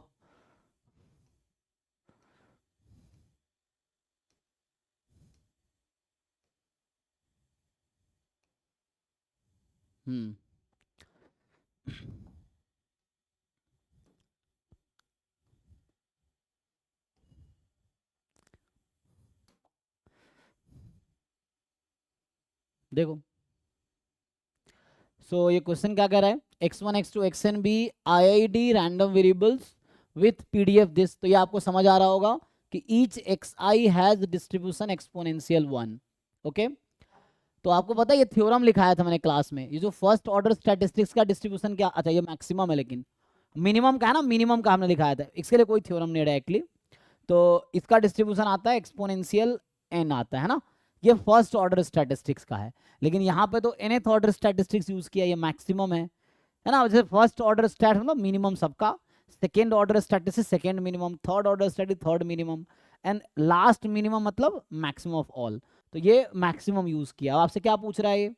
सो they are asking you to find limit n tends to infinity probability of xn minus this less than this. तो यहाँ पे कोई थ्योरम वोरम नहीं लगेगा, मतलब ये डायरेक्ट ऑर्डर स्टैटिस्टिक्स की प्रॉपर्टी है। ऑर्डर स्टैट्स चूंकि मैं डिटेल में पढ़ाया नहीं हूँ, तो ये तब डिटेल में हो जाएगा, या अभी के लिए मैं अगर बता दूं तो जस्ट एक दो थ्योरम लिख लो, उससे हो जाएगा। जैसे ऑर्डर स्टैट्स हमने बताया था ना, इसमें क्या थ्योरम होता है, थ्योरम क्या डेफिनेशन है, फॉर्मूला है। सो थ्योरम ये है कि let x1 x2 xn are IID continuous random variable, ये कॉन्टिन्यूअस रैंडम वेरिएबल है। सो होता क्या है, देन IID है with PDF fx and PDF fx of x। So मतलब x1 x2 xn सबका डिस्ट्रीब्यूशन कॉमन है, और वो PDF f है सबका, CDF कॉमन है, इंडिपेंडेंट है सब। देन अच्छा, हम लोग ऑलरेडी जानते हैं फर्स्ट ऑर्डर स्टैटिस्टिक्स का मतलब होता है मिनिमम ऑफ ऑल, एंड हमें ये भी पता है कि nth ऑर्डर स्टैटिस्टिक्स का मतलब होता है मैक्सिमम ऑफ ऑल। ये है ऑर्डर स्टैटिस्टिक्स में क्या ब्रैकेट में लिखा हुआ है, देखो ये ब्रैकेट में लिखा है, एक नया रैंडम वेरिएबल है ये। सो अब यहां लिख देता हूं देन। तो पहला फॉर्मूला जो मैं लिखना चाहता हूं, CDF of nth order statistics, तो ये होता है CDF ऑफ x, क्या आता है जी, इसकी पावर n, यही आता ना। दूसरा फॉर्मूला जो है CDF of first order statistics, ये क्या आता है 1 minus C D F of x इसकी पावर n। ओके भाई, और सी डी एफ का डेरिवेटिव क्या होता है कॉन्टिन्यूअस में? PDF PDF. सो चूंकि रैंडम सैंपल जो है वो कॉन्टिन्यूअस है तो ऑर्डर स्टैटिस्टिक्स भी कॉन्टिन्यूअस होगा। और ये मैंने सीडीएफ का फॉर्म, इसका प्रूफ भी है, बहुत प्रूफ इजी है। तुम यहाँ से स्टार्ट करोगे, एलएचएस से स्टार्ट करो। देखो प्रूफ जानना अच्छी बात है, मैं क्लास में प्रूफ नहीं करना चाहता हूँ क्योंकि मैं बहुत ज़्यादा टाइम स्पेंड नहीं करना चाहता, उसमें टाइम जाएगा। बट तुम अगर प्रूफ करके देखोगे ये अच्छी बात है। If you know the proof तो तुम्हें चीज़ों का बेटर आइडिया होगा कि ये कैसे डिराइव हुआ है। रट्टा मारने के बजाय तुम्हें ये पता होगा कि आया कैसे है ना। रट्टा मारने के बाद पता नहीं होता ना हमें कि ये हुआ कैसे, क्या हुआ। तो तुम अगर ट्राई करोगे तो प्रूफ लिख सकते हो, बहुत ईजी है। कि सीडीएफ कैसे लिखते हैं, x n less than equal to x. फिर आगे सोचो आगे क्या हो सकता है। फिर मैक्सिमम लेस है एक्स से, मतलब each random variable is less than x. तो x1 is less than x, x2 is less than x, x3 less than. IIDs हैं तो probability x1 less than x पूरे पावर n हो गया, और x1 less than x CDF। तो 3 line का proof है इसका भी ऐसी 3 लाइन का प्रूफ है। तो प्रूफ जानना अच्छी बात है। उसके लिए प्रूफ के लिए बुक थोड़ा आप हेल्प ले सकते हो हर बुक में, क्योंकि बुक में क्या होता है जहां भी थ्योरम लिखा है साथ में प्रूफ लिखा है। गुप्ता कपूर में ऐसे होगा, बाकी कुछ स्टैंडर्ड मतलब इनिशियली लिखता है, बाद में लिख देता है लेफ्ट हैंड एक्सरसाइज। तो लेफ्ट हैंड एक्सरसाइज वहां लिखता है जहां आसान होता है जनरली, कि वो छोड़ देते हैं कि खुद कर लो तुम, या पहले 2-3 प्रूफ कर रखा है तो आगे बोलता है खुद कर लो। अदरवाइज तो प्रूफ जानना इज अ गुड थिंग, उससे आपको एक बेटर आइडिया होगा सब्जेक्ट को लेके और चीज़ों को लेके। रट्टा मारने के बजाय प्रूफ जानना अच्छी बात है। तो ये है, तुम प्रूफ करके खुद से देख सकते हो। जितने भी रिजल्ट लिखते हैं सबका प्रूफ है, जितने भी थ्योरम है सबका प्रूफ है। तो प्रूफ आप घर पे एक्सपेरिमेंट, उसके लिए बुक का हेल्प लो। और समझ आ रहा अच्छी बात है, नहीं समझ आ रहा पूछो, नहीं तो इग्नोर कर सकते हो। तो बचेगा क्या तुम्हारे पास? ठीक है। एनीवे थर्ड क्या है, तो इसका डिफरेंशिएशन करो। So what is PDF of nth order statistics? तो इसका डिफरेंशिएशन करो। Differentiation of CDF is what? n into CDF of x इसकी पावर n-1। ये पावर का डेरिवेटिव हुआ, इसका डेरिवेटिव क्या होगा? PDF of x। तो ये आ गया। सिमिलरली जो ये सेकंड वाला है उसका डिफरेंशिएशन करो। तो डिफरेंशिएशन, अब इसको डिफरेंशिएट करो x के रेस्पेक्ट में। So if you do differentiation क्या आ जाएगा? 1 का डेरिवेटिव 0 खत्म। तो यहाँ आ जाएगा n into 1 minus CDF of x इसकी power n-1 into PDF of x। ये आएगा, चेक करो ठीक से बस। तो अभी इस क्वेश्चन में पहला फॉर्मूला यूज होगा। जो अगला क्वेश्चन है क्वेश्चन नंबर 11, उसमें फॉर्मूला नंबर 1 यूज होगा। ठीक है। शुरू में -n होगा ना? ध्यान से देखो, बाद में बैलेंस हो जाएगा। तुम ठीक से देखो, जल्दीबाजी नहीं करो। मैं लगता हूँ लिख के देखो, सिर्फ देखने से नहीं समझ आएगा, खुद लिख के देखो ना। मैंने कहा डिफरेंशिएशन करो, तुमने किया नहीं डिफरेंशिएशन, मैंने लिख दिया, तुमने देख लिया, तुमने गलती एक जगह देखा, तुमने दूसरा जगह नहीं देखा कि यहाँ भी माइनस आएगा, तो वो दोनों माइनस बैलेंस होगा। ध्यान से देखो। पीडीएफ नेगेटिव होता है, मतलब ऐसे भी लॉजिकली पीडीएफ नेगेटिव तो हो नहीं सकता। तो तुम्हें अब ये समझने की जरूरत है नेगेटिव कहाँ गया, वो माइनस गया कहाँ। तो डिफरेंशिएशन करोगे दिखेगा, वैसे नहीं दिखेगा, लिखोगे तब दिखेगा। तुम खुद डिफरेंशिएशन करके देखो। यू डिफरेंशिएट दिस, एक माइनस यहाँ भी था, एक माइनस यहाँ भी है, वो माइनस माइनस बाद में प्लस हो गया।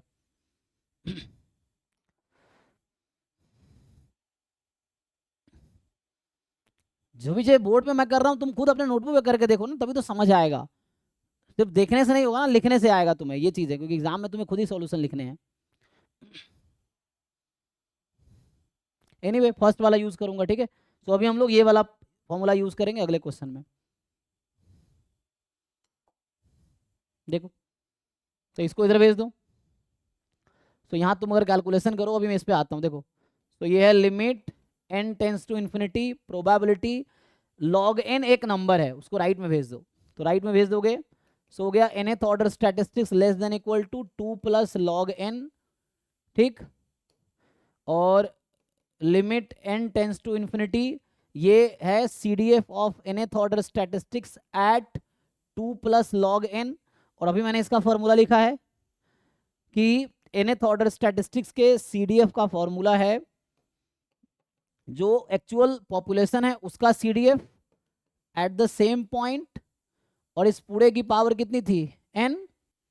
अब तुम्हें ये निकाल लेना है, वो क्वेश्चन में गिवन है, ये क्वांटिटी क्वेश्चन में गिवन है। देखो, तो इसका कोई लिमिट थ्योरम से रिलेशन नहीं है, मतलब इसमें ना तो सेंट्रल लिमिट थ्योरम यूज हो रहा है, ना कन्वर्जेंस प्रॉपर्टी यूज हो रही है, ना weak law of large number, ना फिर कन्वर्जेंस। ये एक्चुअली CDF का क्वेश्चन है, ऑर्डर स्टैटिस्टिक्स का क्वेश्चन है एक्चुअली। तो यहां से देखो, अगर x का डिस्ट्रीब्यूशन एक्सपोनेंशियल है ना, यहाँ से nth है ना। सो ये जो डिस्ट्रीब्यूशन है each xi has a distribution exponential 1, तो एक्सपोनेंशियल 1 में CDF क्या होता है, what is CDF of -e की पावर -x 1 माइनस e की पावर माइनस एक्स। अब ये फॉर्मूला यूज करो, तो यही तो है यहाँ पे CDF of x at 2 plus log x, तो इस x के जगह पे रखना है 2 प्लस लॉग x। करो लिमिट निकालो, सिंप्लीफाई करो, आगे क्या आएगा।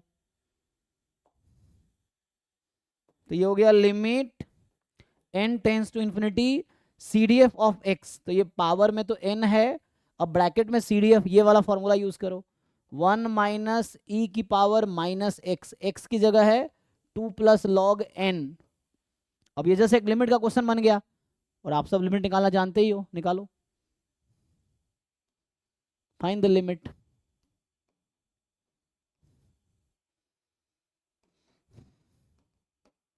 सो e की पावर -2 e की power minus log n 1/n हो जाएगा, और इसकी पावर n है। अब आपको याद होगा 1 प्लस k बाई n की पावर n, इसकी लिमिट क्या होती है। सर e की ऑप्शन पावर रहेगा C। सो power limit base n tends to minus इंफिनिटी 1 1 प्लस k इंटू 1/n, इसकी पावर n, इसकी लिमिट e की पावर k, तो यूज करो ये फॉर्मूला, वहां पे क्या आंसर आया, do use this formula. e raised to minus e raised to e सो आया e की C option। Power minus e की पावर -2, ये आंसर है इस क्वेश्चन का।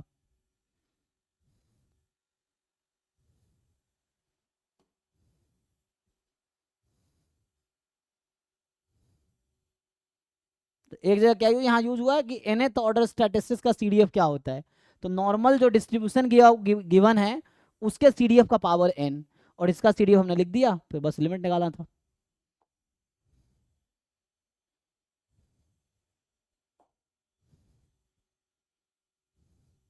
है ना। अब मान लो कोई बच्चा ऐसा है सर मैथ्स पोर्शन पूरा छोड़ देते हैं, तो अगर उसको यहाँ पे फॉर्मूला नहीं पता, मान लो अगर नहीं पता उस बच्चे को, तो उसने इतनी मेहनत की यहाँ तक पहुँचने में, अब उसको पता ही नहीं आगे क्या आएगा, तो यहाँ पे छोड़ना पड़ेगा। तो एग्जाम वालों को थोड़ी पता तुमने यहाँ तक सॉल्व किया, उसको तो आंसर से मतलब है, और आंसर सही आंसर से मतलब है। आंसर सही है तो मार्क्स मिलेंगे, नहीं है तो नहीं मिलेंगे, चाहे तुम बीच में अटक जाओ, तुम्हारी गलती है। तो यहाँ पे लिमिट का कॉन्सेप्ट यूज हो रहा है, तो उसके लिए फॉर्मूला पता होना चाहिए। अब जो लोग मैथ्स पोर्शन छोड़ते हैं तो हो सकता है ये छूट जाएगा तुम्हारा, तुम्हें याद ही नहीं रहेगा अगर तुम उसको छोड़ के जाओगे तो फिर यहाँ से आगे बढ़ ही नहीं पाओगे।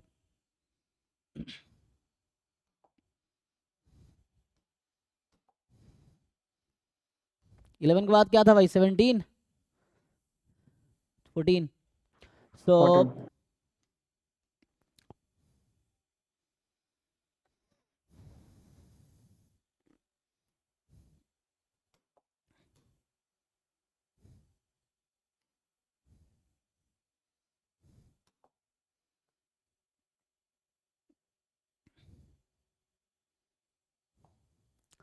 सो X N be a sequence of IID random variables with PMF दे रखा है आपको, x बार आपको बता रखा है क्या है, limit n tends to infinity x bar minus this, है ना। अच्छा, x bar between small and capital M 1 आ रहा है, तो आपसे पूछा जा रहा है कि बताओ m और m क्या हो सकता है। चलो पहले तो यहाँ से EX निकाल लो, तो 7। तो यहाँ से EX 7 आ रहा है। EX कितना आएगा 7, और यस सर। वेरिएंस x कितना आएगा 3। 3 आ रहा है, बाकी लोग चेक कर लीजिए। तो अब मेरे पास क्या x बार है, तो इसके हेल्प से अब हम निकालेंगे एक्सपेक्टेशन ऑफ x बार, ये कितना आएगा 7। तो ये भी 7 ही रहता है। वेरिएंस ऑफ x बार कितना आएगा 3/n। 3/n sigma square by n, है ना, तो 3/n। ओके, अब यहाँ पे हम लगाएंगे सेंट्रल लिमिट थ्योरम, तो देखो, तो यहाँ पे इसको मैं आगे लिख रहा हूँ, या यहीं पे लिख देता हूँ, देखो this is equal to limit n tends to infinity probability x bar में से x बार का मीन घटाओ, क्या है x बार का मीन 7 अपॉन में x बार का standard deviation, so root under 3/n, यही चीज दोनों साइड करो, so small m -7 upon root under 3/n, capital M -7 upon root under 3/n, यही है।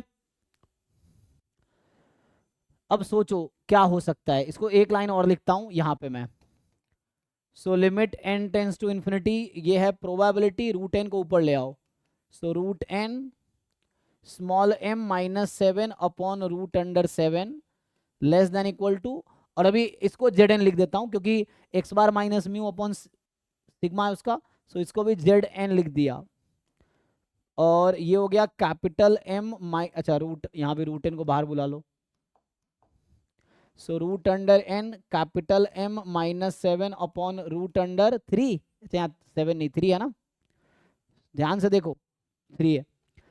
अब सोचो ये प्रोबेबिलिटी 1 कब आ सकती है, तो एक चारों ऑप्शन चेक कर लो पुट करके, ऐसे ही दिख जाएगा। तो मगर चारों ऑप्शन के हिसाब से देखो क्या होगा, हालांकि इसका लॉजिक सिंपल है, लेकिन तुम वैसे खुद सोचो कि चारों ऑप्शन एक एक रख के देख लेते हैं।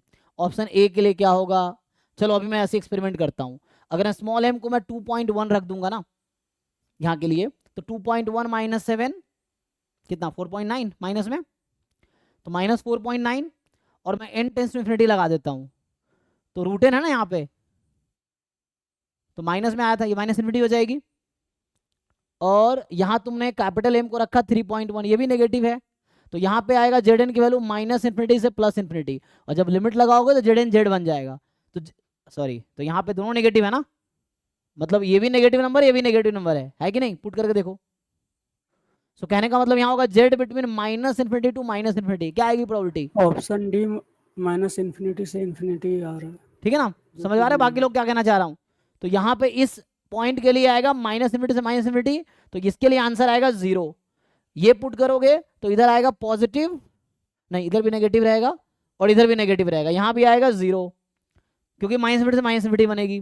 जब ये पुट करोगे तो यहाँ भी ऐसे ही रहेगा, माइनस इन्फिनिटी से माइनस, ये भी आएगा 0, और यहाँ जब पुट करोगे तो एक आएगा नेगेटिव एक आएगा पॉजिटिव। जब n टेंस इन्फिनिटी लगाओ माइनस इन्फिनिटी से प्लस इन्फिनिटी, तो z की सारी वैल्यू कवर हो गई, पूरा सैंपल स्पेस आ गया, तो इसकी प्रोबेबिलिटी 1 आएगी। This is the correct answer.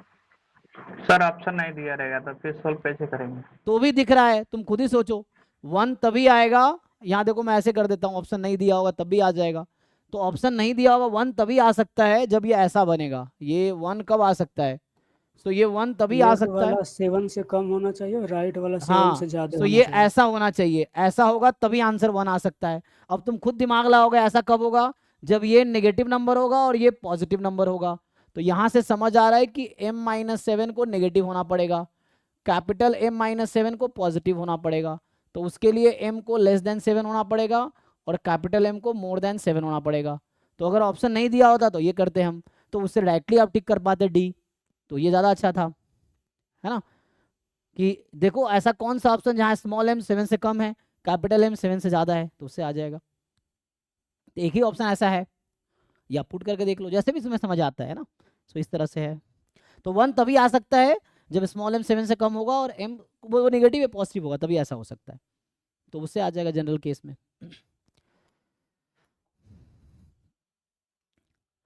Next क्या है भाई, इसके बाद 14 के बाद 15 भी था किसी का ना, 15, तो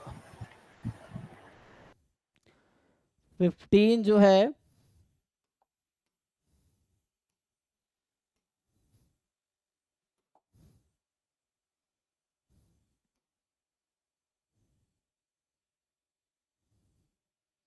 सर एक PYQ में सेम ये था PDF, इसका लिमिट निकालना था कुछ। हाँ वो देखते हैं chi square अभी। का अब देखो था। ये कौन सा डिस्ट्रीब्यूशन है बताओ भाई, ये जो xn है, gamma n by 2, 2 chi square so xn का, ठीक है, xn है, गामा अल्फा का रखा है n/2 और बीटा को रखा है 1/2। अगर हम वो वाला बीटा की बार अल्फा वाला PDF लेते हैं तो मतलब ये काई स्क्वायर n है एग्जैक्टली, ये होता है chi square with n degree of freedom. xn का डिस्ट्रीब्यूशन है chi square with n degree of freedom, तो यहाँ मैं गामा जो लिख रहा हूँ, सो ये chi square n distribution of PDF। अब यहाँ से पता नहीं चल गया मुझे, सो एक्सपेक्टेशन ऑफ xn कितना होता है n, वेरिएंस ऑफ xn कितना होता है 2n। ओके, तो यहाँ पे सिंपल है, करो वही चीज़ तो करनी है, कहाँ दिक्कत है इसमें, तुमने सही से ट्राई नहीं किया। अब ये xn minus n upon root under 2n will converge in distribution to normal 0 1, ये लगाओ हो जाएगा, कहाँ दिक्कत है इसमें।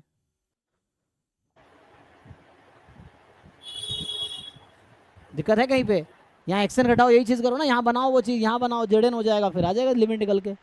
सर इस वाले पार्ट में है। आंसर मैच नहीं कर पा रहा। अच्छा। 1 इधर आ गया। चलो देखो तो वहाँ पे सर गामा n/2 2 होगा ना? डिपेंड करता है कि तुम कौन सा वाला नोटेशन लेके चल रहे हो। अगर वो भी लिखोगे तब भी तुम्हारा ये एक्चुअली पीडीएफ है काई स्क्वायर एन रैंडम वेरिएबल का। तो तुम्हें मैंने कहा था ना पीडीएफ क्लियर हो तुम्हें कौन सा पीडीएफ ले रहे हो, है ना। तो ये जो मैंने नोटेशन यूज किया मैंने इसके लिए यूज किया है, बीटा की power alpha, gamma alpha, x की पावर अल्फा -1 और ई की पावर माइनस बीटा एक्स। तो इस पीडीएफ के अकॉर्डिंग ये नोटेशन होगा। आप जो कह रहे हो n/2 2 होगा तो वो तब होगा जब आप बीटा डिनोमिनेटर में ले रहे होगे आपका जो पीडीएफ होगा। बी ऑप्शन है क्या हाँ हर्षित? और उसके लिए भी ये काई स्क्वायर एन का पीडीएफ है। तो दोनों आपके डेफिनेशन के हिसाब से gamma n/2 2 is chi square n, इस पीडीएफ के हिसाब से gamma n/2 1/2 is the PDF. तो आपको जो ठीक लग रहा है वो, लेकिन आपको ये समझ आना चाहिए कि काई स्क्वायर एन का पीडीएफ है ये, सिंपल। ठीक है, तो कंफ्यूजन कहाँ पे हो, पीडीएफ में आपको दिक्कत है। आपने काई स्क्वायर एन लिया था, अब कहाँ दिक्कत आएगी, अब तो सिंपली हो जाएगा। दोनों का डिस्ट्रीब्यूशन 1 - 5 2 आ रहा है। सिंपल है ये, limit n tends to infinity. हाँ, so xn minus n upon root under 2n। तो यहाँ करो 3n/4 है, so 3n/4 minus n upon root under, अभी दोबारा करो ना, हो जाएगा। जैसे लिख के देख लो, जो मैं कह रहा हूँ वही चीज लिख के देख लो। So xn minus n upon root under 2n। हो जाएगा। तो यहाँ हो जाएगा 2√2n बचेगा अपॉन रूट अंडर 2n। अब हो गया n टेंस टू इन्फिनिटी लगा दो। तो n टेंस टू इन्फिनिटी लगा दोगे, चेक कर लो कैलकुलेशन भाई। सो n टेंस सर टू, वो सेकंड में √2n साथ में, तब वो 2 होगा। अच्छा वो साथ में था ना, 1 - हाँ 5 2 वो होगा और ये मैंने, फर्स्ट वाला 0 हो जाएगा ऑप्शन ठीक बी है ना, हो अब सही, जाएगा। हाँ लिखने में गलती किया मैंने, ठीक है। अब तो 2 इंटू ऐसा, वो 2n साथ में है, हाँ यहाँ ना 2n साथ में है तो कैंसिल कर दो उसको। तो यहाँ से हो गया ये zn, तो लिमिट लगाओगे तो आएगी प्रोबेबिलिटी z मोर देन, अब इसको सिंप्लीफाई कर लो माइनस इन्फिनिटी। तो ये माइनस इन्फिनिटी हो गया, प्लस zn ये z बन जाएगी और वो हो गया 2, जस्ट 2, क्योंकि ये तो कैंसिल हो गया। तो ये z more then minus infinity, जिसका मतलब पूरी रियल नंबर आ गई, तो ये तो 1 हो गया। और ये z मोर देन 2 है, 1 माइनस 5 2, तो हो गया 2 माइनस 5 2। ये आंसर है, देख लो।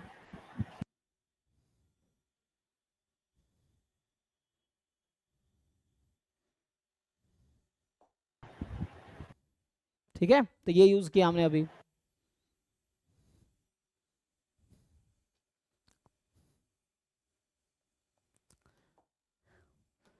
अगला क्या है क्वेश्चन भाई?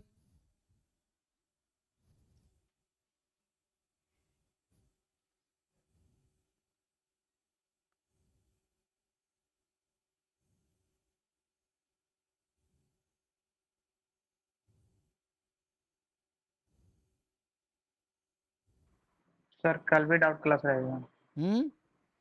हाँ आप लोग कल कहेंगे भी कल भी डाउट क्लास रख देंगे, हमें कोई दिक्कत नहीं है। हाँ, आपका जिसमें भला हो वैसा करेंगे हम, एक ठीक दिन है। और रख दीजिए सर। हाँ हाँ, 15 तक ही बनाए थे सर। क्योंकि एग्जाम आपको निकालना है तो आपको देखना है आपका एग्जाम कैसे निकलेगा, फिर उसके लिए मैं क्या हेल्प कर सकता हूँ बताओ, मैं वैसा ही करूँगा, ठीक है। तो उसके लिए आपको देखना पड़ेगा। कल भी डाउट क्लास होगा तो कल भी यही कर देंगे, कल प्रॉब्लम ही सॉल्व करेंगे। अभी एक क्वेश्चन और करवा देता हूँ फिर मैं जाऊँगा, क्योंकि मुझे अभी जाना, ये ना कॉलेज वालों के साथ एक वो है, तो ठीक है। अभी एक क्वेश्चन और सॉल्व कर देता हूँ, किनका रह गया? तो क्या था, 14 किया ना अभी, 23 24 19 19 करते हैं। सो 19 इज,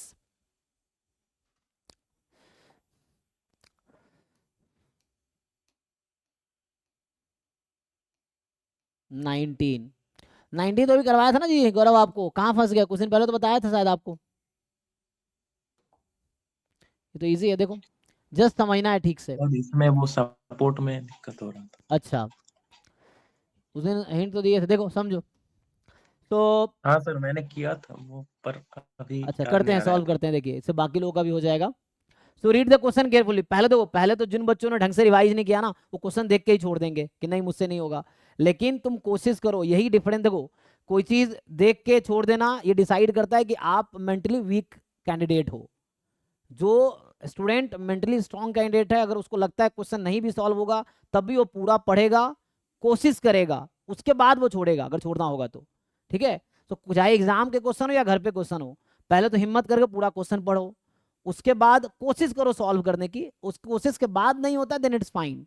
अगर आप पहले ही छोड़ दे रहे हो तो आप एक वीक कैंडिडेट हो, तो आपके चांसेस कम है एग्जाम निकलने के। नहीं सर, ट्राई किया था मैंने। हाँ आपका ठीक है, आपने ट्राई किया था, बाकी लोगों को बता रहा हूँ जो जैम वाले बच्चे हैं उनके लिए। तो आप सोचो, ट्राई करो, पहले ढंग से पढ़ो क्वेश्चन को, क्या क्या गिवन है, जो जो गिवन है नोट करो और देखो क्या पूछा गया है, फिर हमें उस बीच का रास्ता तय करना है गिवन से, है ना, जो चीज पूछा गया वहां तक का, है ना। कुछ लोग लग रहे क्या है समझ ही नहीं आ रहा, छोड़ देते हैं, ऐसा मत करो, क्वेश्चन पढ़ो ढंग से और फिर आप देखो क्या जरूरत है इसमें।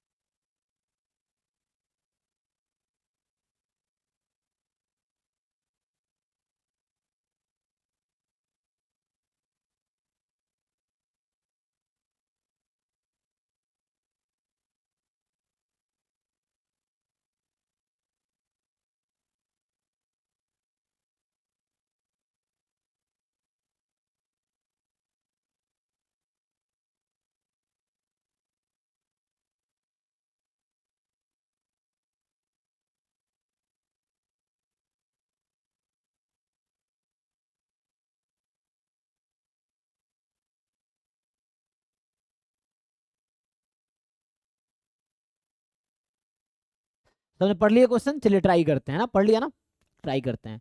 तो इस क्वेश्चन को सॉल्व करने से पहले अगर मैं आपसे ये पूछूं कि एक आसान सा क्वेश्चन लिखता हूं प्रोबेबिलिटी डिस्ट्रीब्यूशन का, जो इस क्वेश्चन का पार्ट है कि let x y are I I D uniform 0 1, then what is the probability of x into y less than 1। क्या ये निकाल पाएंगे आप लोग? This is the sub part of this question, ये इस क्वेश्चन में करने की जरूरत पड़ेगी। तो this is the requirement of that question, उस क्वेश्चन में आपको ये करना पड़ेगा, तो पहले ही सॉल्व करके देख लो, क्विकली आंसर बताओ मुझे इसका। So if xy are IID uniform 0 1, then what is probability of x into y is less than 1? Try करो। और indirectly you can say positive है ना, सो y is less than 1 by x, आप ये समझ सकते हो, वही चीज है, पॉजिटिव है x इसीलिए we can shift into right side. So this is your support actually,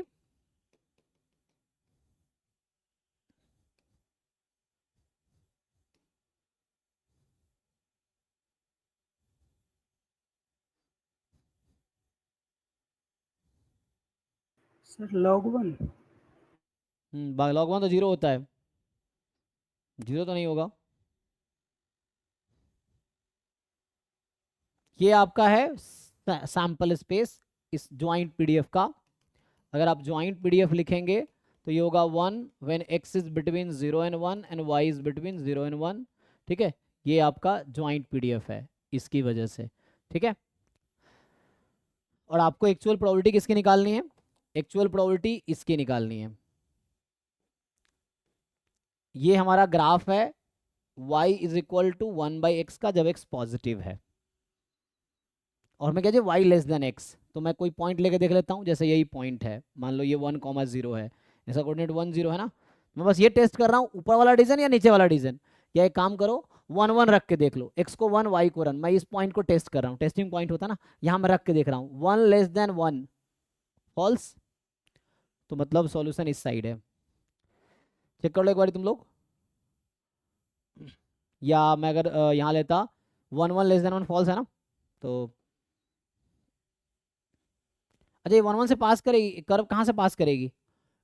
x को 1 रखेंगे, y क्या आना चाहिए था?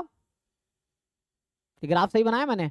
नहीं, आई थिंक ग्राफ में कुछ इशू है, एक मिनट, ये आई थिंक ग्राफ मैंने गलत बनाया ना, चेक कर लो एक बार, कहाँ से पास करेगी मैं पूछना चाह रहा हूँ कि ये ग्राफ कहाँ से पास करेगी, ब्लैक वाला 1,1 है ना, ये मैंने ग्राफ गलत बनाया एक्चुअली, एक मिनट। तो मतलब ग्राफ वाज करेक्ट, पॉइंट का लोकेशन गलत, मतलब पॉइंट जो मैंने लोकेट किया वो गलत, ग्राफ सही था। फिर से देखो मैं क्या कहना चाह रहा हूँ। तो ये हमारा सपोर्ट है, ये है ना बनाए हमने, गलत है ना। अच्छा यहाँ पे ये क्या था, एक मिनट को रुको, मैं यहाँ पर मैंने क्वेश्चन सही लिखे हैं गलत लिखे हैं क्वेश्चन। क्वेश्चन यहाँ पे क्या था, एक्स का डिस्ट्रीब्यूशन क्या है, ओ एक नहीं नहीं, यहाँ मैंने यहाँ गलती किया है ना, ये यूनिफॉर्म 1-2 था, यूनिफॉर्म 0-1 था, मैंने 0-1 कर दिया था ना। तो बट ठीक है, ये क्वेश्चन होगा तो आप जो बता रहे थे, जो अपन बता रहा था आई थिंक वो ठीक था। देखो 1 आएगा 0 आएगा, तो यहाँ पे है ना आई थिंक तुम सही बता रहे थे, तो वहां से आंसर, क्योंकि क्वेश्चन मैंने बदल दिया ना, तो इसके लिए मैंने मतलब ग्राफ वाज करेक्ट, पॉइंट मैंने गलत लिया था, क्योंकि वो ग्राफ यहाँ से पास करेगी। सो जैसे वो x1 है तो y1 है ना, 1-1 से ही पास करती। पहले मुझे ग्राफ बनाना है y is equal to 1/x का ना, तो ये ग्राफ तो ऐसी होगी एक्चुअली। तो और आपको चेक करना है पॉइंट कौन सा है ना। तो इसका आंसर तो 1 आना चाहिए भाई, चेक करो। ये क्वेश्चन में कोई गलती नहीं है, क्वेश्चन इज ओके, बट ये क्वेश्चन उससे रिलेटेड नहीं हुआ जो मुझे चाहिए था। तो ऐसा होता ना ग्राफ ये, क्योंकि x जब 1 रखेंगे y 1 होगा, तो वहां मैंने ग्राफ ऐसा बना दिया था, तो वहां गलती क्या हुई थी कि पॉइंट का लोकेशन गलत ले लिया। जैसे मान लो यहाँ 1 है तो 1 से पास करेगी ना, ग्राफ का शेप ठीक था। तो अभी के लिए ग्राफ ऐसा होगा जो 1-1 से पास करेगी। और जैसे यहाँ पे xy लेस देन 1 है, तो इधर मैं कोई भी पॉइंट लूंगा इसके नीचे तो लेस देन 1, तो इसका आंसर 1 आएगा। चेक करके देखो 1 आएगा, क्या एग्री करते हैं सब लोग?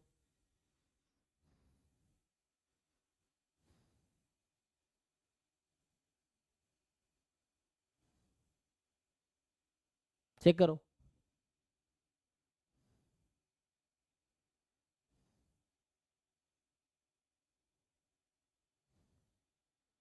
इसका क्या मतलब है?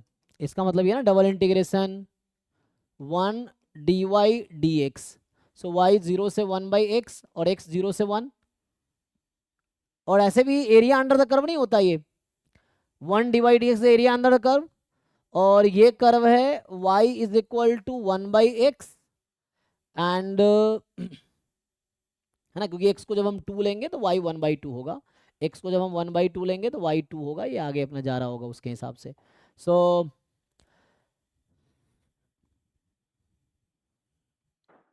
इंटीग्रल तो नॉट डिफाइन आएगा। What is the area under this curve with the intersection with the figure Sam, से तो 1 नहीं आ रहा है, बट इंटीग्रेशन से नॉट डिफाइंड आ रहा था। ऐसे कैसे आ जाएगा? log 1 और 0 आ रहा था उसका लिमिट। ऐसा तो नहीं होगा, log 1 log 0। नहीं नहीं, नॉट डिफाइन आएगा, माइनस नॉट डिफाइन नहीं आएगा। log 0 माइनस इंफिनिटी होता अच्छा वो ग्राफ से मेनली वही देखना पड़ेगा ना, ग्राफ में इंटरसेक्शन पॉइंट कहाँ है। रुको पहले तुम्हें ये देखना पड़ेगा इंटरसेक्शन पॉइंट कहाँ है। एक तो लिमिट लिखने में भी गलती हो रही होगी, तो एक चेक करो। सबने डबल सर इंटीग्रेशन, जो एक्चुअल क्वेश्चन है उसका log 2 आ रहा है। हाँ हाँ, तो वो एक्चुअली है ना, हमें यहाँ पे जरूरत है। सो मुझे लग रहा है ये सारे पॉइंट तो कवर ही कर लेगा। देखो एक मिनट अभी के लिए, अच्छा इसमें तो वो हो जाएगा ना भाई। देखो देखो हमने क्या कॉन्सेप्ट पढ़े हैं कि हमें इस रीजन पे, ये पूरा रीजन इसमें बिलोंग कर रहा है ना। मैं क्या कहना चाह रहा हूँ, फिर से मैं कंक्लूड कर देता हूँ। देखो ये अंडर द कर्व, ये जो पूरा रीजन है ना, हमारा जो इवेंट है, this is the probability of event E. अभी आप ये समझो कि ये प्रोबेबिलिटी इवेंट ई है। तो ये पूरा सैंपल स्पेस है, और हम जब प्रोबेबिलिटी निकालते हैं इवेंट का, तो event must be subset of sample space, या नहीं है तो एक्स्ट्रा पोर्शन छोड़ देंगे। ऐसा होता है ना, क्योंकि 0 अदरवाइज होते हैं। तो कहने का मतलब ये वाला पार्ट भी है इसमें, तो ये तो पूरा आ गया ना। तो यहाँ होगा 0 से 1, 0 से 1, ये आएगा। देख लो क्यों 0 से 1 होगा। हमने क्या सीखा है, हमें अगर किसी रीजन पे इंटीग्रेट करना तो क्या करते हैं, y की लिमिट क्या लोगे, तो ये y बराबर 0 से y बराबर 1, यही है ना। फिर x कहाँ से कहाँ तक जाएगा, तो ये तो पूरा रीजन कवर हो गया। अभी किसी को कंफ्यूजन है पूछो, it is fine now, I think it is fine. पहले जो लिमिट लिखे थे वो और एक तब, बार बता दो सर, हाँ वो y 1/x तब जा रही है ना उसमें y, तो नहीं नहीं फिर 1/x तक नहीं मतलब जाएगा, क्योंकि ये कॉर्नर पे है, हमें इसी रीजन पे इंटीग्रेट करना है। ये जो मैं येलो रीजन लिख रहा हूँ, मुझे इस येलो रीजन पे मतलब इंटीग्रेट जैसे करना है। अपन वो स्ट्रिप वो करके मतलब ड्रॉ करके करते हैं ना अपन, तो वैसे नहीं करेंगे तो क्या? स्ट्रिप ड्रॉ क्यों करेंगे, हमें इस रीजन में इंटीग्रेट हाँ करना है। इसमें तो ये तो हाँ, तो इसमें क्योंकि स्ट्रिप नहीं इनफाइनाइट की नहीं, तरफ हाँ। जो एक्चुअल क्वेश्चन है ना उसमें करो आप, नहीं उसमें कोई दिक्कत आपको नहीं, ये भी करने ठीक से है। log 2 आ जाएगा। अरे भाई मैं अच्छा तुमसे अगर ये पूछूं, तुम लोग क्यों कंफ्यूज हो रहे हो? अगर मान लो चलो कोई क्वेश्चन ऐसा रहता है, अभी के लिए मैं 1 वेरिएबल में तुमसे पूछ लेता हूँ कि ऐसा क्वेश्चन है, लेट से इसी क्वेश्चन पे मैं दूसरा क्वेश्चन बनाता हूँ 2, कि x इज यूनिफॉर्म 0 1, और मैं तुमसे पूछूं क्या प्रोबेबिलिटी है x बिलोंग्स टू r, क्या आंसर आएगा इसका? या थोड़ा सा आसान वो कर देता हूँ, अगर वैसा होता कि x बिटवीन 0 to 100, इसका क्या आंसर आएगा? 1 तो यही लॉजिक यहाँ भी लग रहा है बाकी पार्ट में कि 0 ये वाला जो पार्ट है ना, ये लार्जर पार्ट है देन सैंपल स्पेस। तो सैंपल स्पेस पे 1 हो गई, सैंपल स्पेस के बाहर 0 हो गई। मतलब ये जो रीजन है ना, this region includes all this part. ये जो रीजन है ये भी पार्ट है इसके अंदर, ये भी पार्ट है इसके अंदर। सो ये जो रेड पोर्शन है ना, जो आपको रेड दिख रहा है, that is the region y less than 1/x। अभी के लिए ये है, लेकिन हमें तो बाहर वाले रीजन पे तो 0 होता है ना, अब यहाँ 0 से 100 है, तो ऐसा थोड़ी कहोगे 100 प्रोबेबिलिटी आ जाएगी, 100 थोड़ी हो सकती है स्मॉलर पार्ट पे सोचना है ना। तो हमें सैंपल स्पेस में देखना होता है ना। तो यहाँ पे क्या हुआ, 0 से 1 में 1 हो गई, और 1 से 100 तक हाँ, अभी समझ 0 हो गई। तो वही यहाँ पे भी हो रहा है कि इस पार्ट में 1 आ जाएगी, बाकी पार्ट पे 0। So that's why it is 1। तो हमें इस पे क्यों इंटीग्रेट करेंगे, हम तो सैंपल स्पेस के बाहर जा ही नहीं सकते। हम सैंपल स्पेस से बाहर थोड़ी जा सकते हैं प्रोबेबिलिटी में। उसके बाद 0 है, अदरवाइज 0 है, इसीलिए। एनीवे उस क्वेश्चन पे आ जाओ। तो अभी के लिए मैं थोड़ा एक हिंट दे दिया हूँ, सिमिलरली इसको सॉल्व करना। अब यहाँ पे सीधा सीधा आते हैं इस वाले पार्ट पे। ये ध्यान से देखो, ये किसका डेफिनेशन है? वो कन्वर्जेंस इन प्रोबेबिलिटी। कन्वर्जेंस इन प्रोबेबिलिटी। किसका कन्वर्जेंस? देखो यहाँ ध्यान से क्या लिखा हुआ है। ठीक। तो ये है z bar converges in probability to theta, उसका डेफिनेशन यही तो है जेड बार। जेड बार का मतलब क्या होता है भाई? Summation z i from 1 to n, यही है। और according to weak law of large number theta क्या होना चाहिए? Z bar convergence probability to what? Expectation of E of z. Weak law of large में तो कहता है ई ऑफ जेड। जेड का डिस्ट्रीब्यूशन क्या है? What is distribution of z? वो यूनिफॉर्म। नहीं, जेड के सपोर्ट में क्या है? जेड के पॉसिबल वैल्यू क्या है यहाँ पे? Bernoulli Bernoulli, yes. तो Z is Bernoulli P, Z is Bernoulli P, and what is that P? Z बराबर 1 की प्रोबेबिलिटी, यही तो होता है ना बर्नौली में। पी क्या लेते हैं? जेड बराबर 1। और जेड बराबर 1 कब होगा? जब x इंटू वाई लेस देन 1 होगा। तो ये वैसे ही क्वेश्चन बन गया जैसा ये मैंने लिखा था। वो अलग बात है कि मैंने यूनिफॉर्म 0 1 ले लिया था, और यहाँ पे थोड़ा अलग है। यहाँ पे x है 1 से 2 में, और y है 0 से 1 में।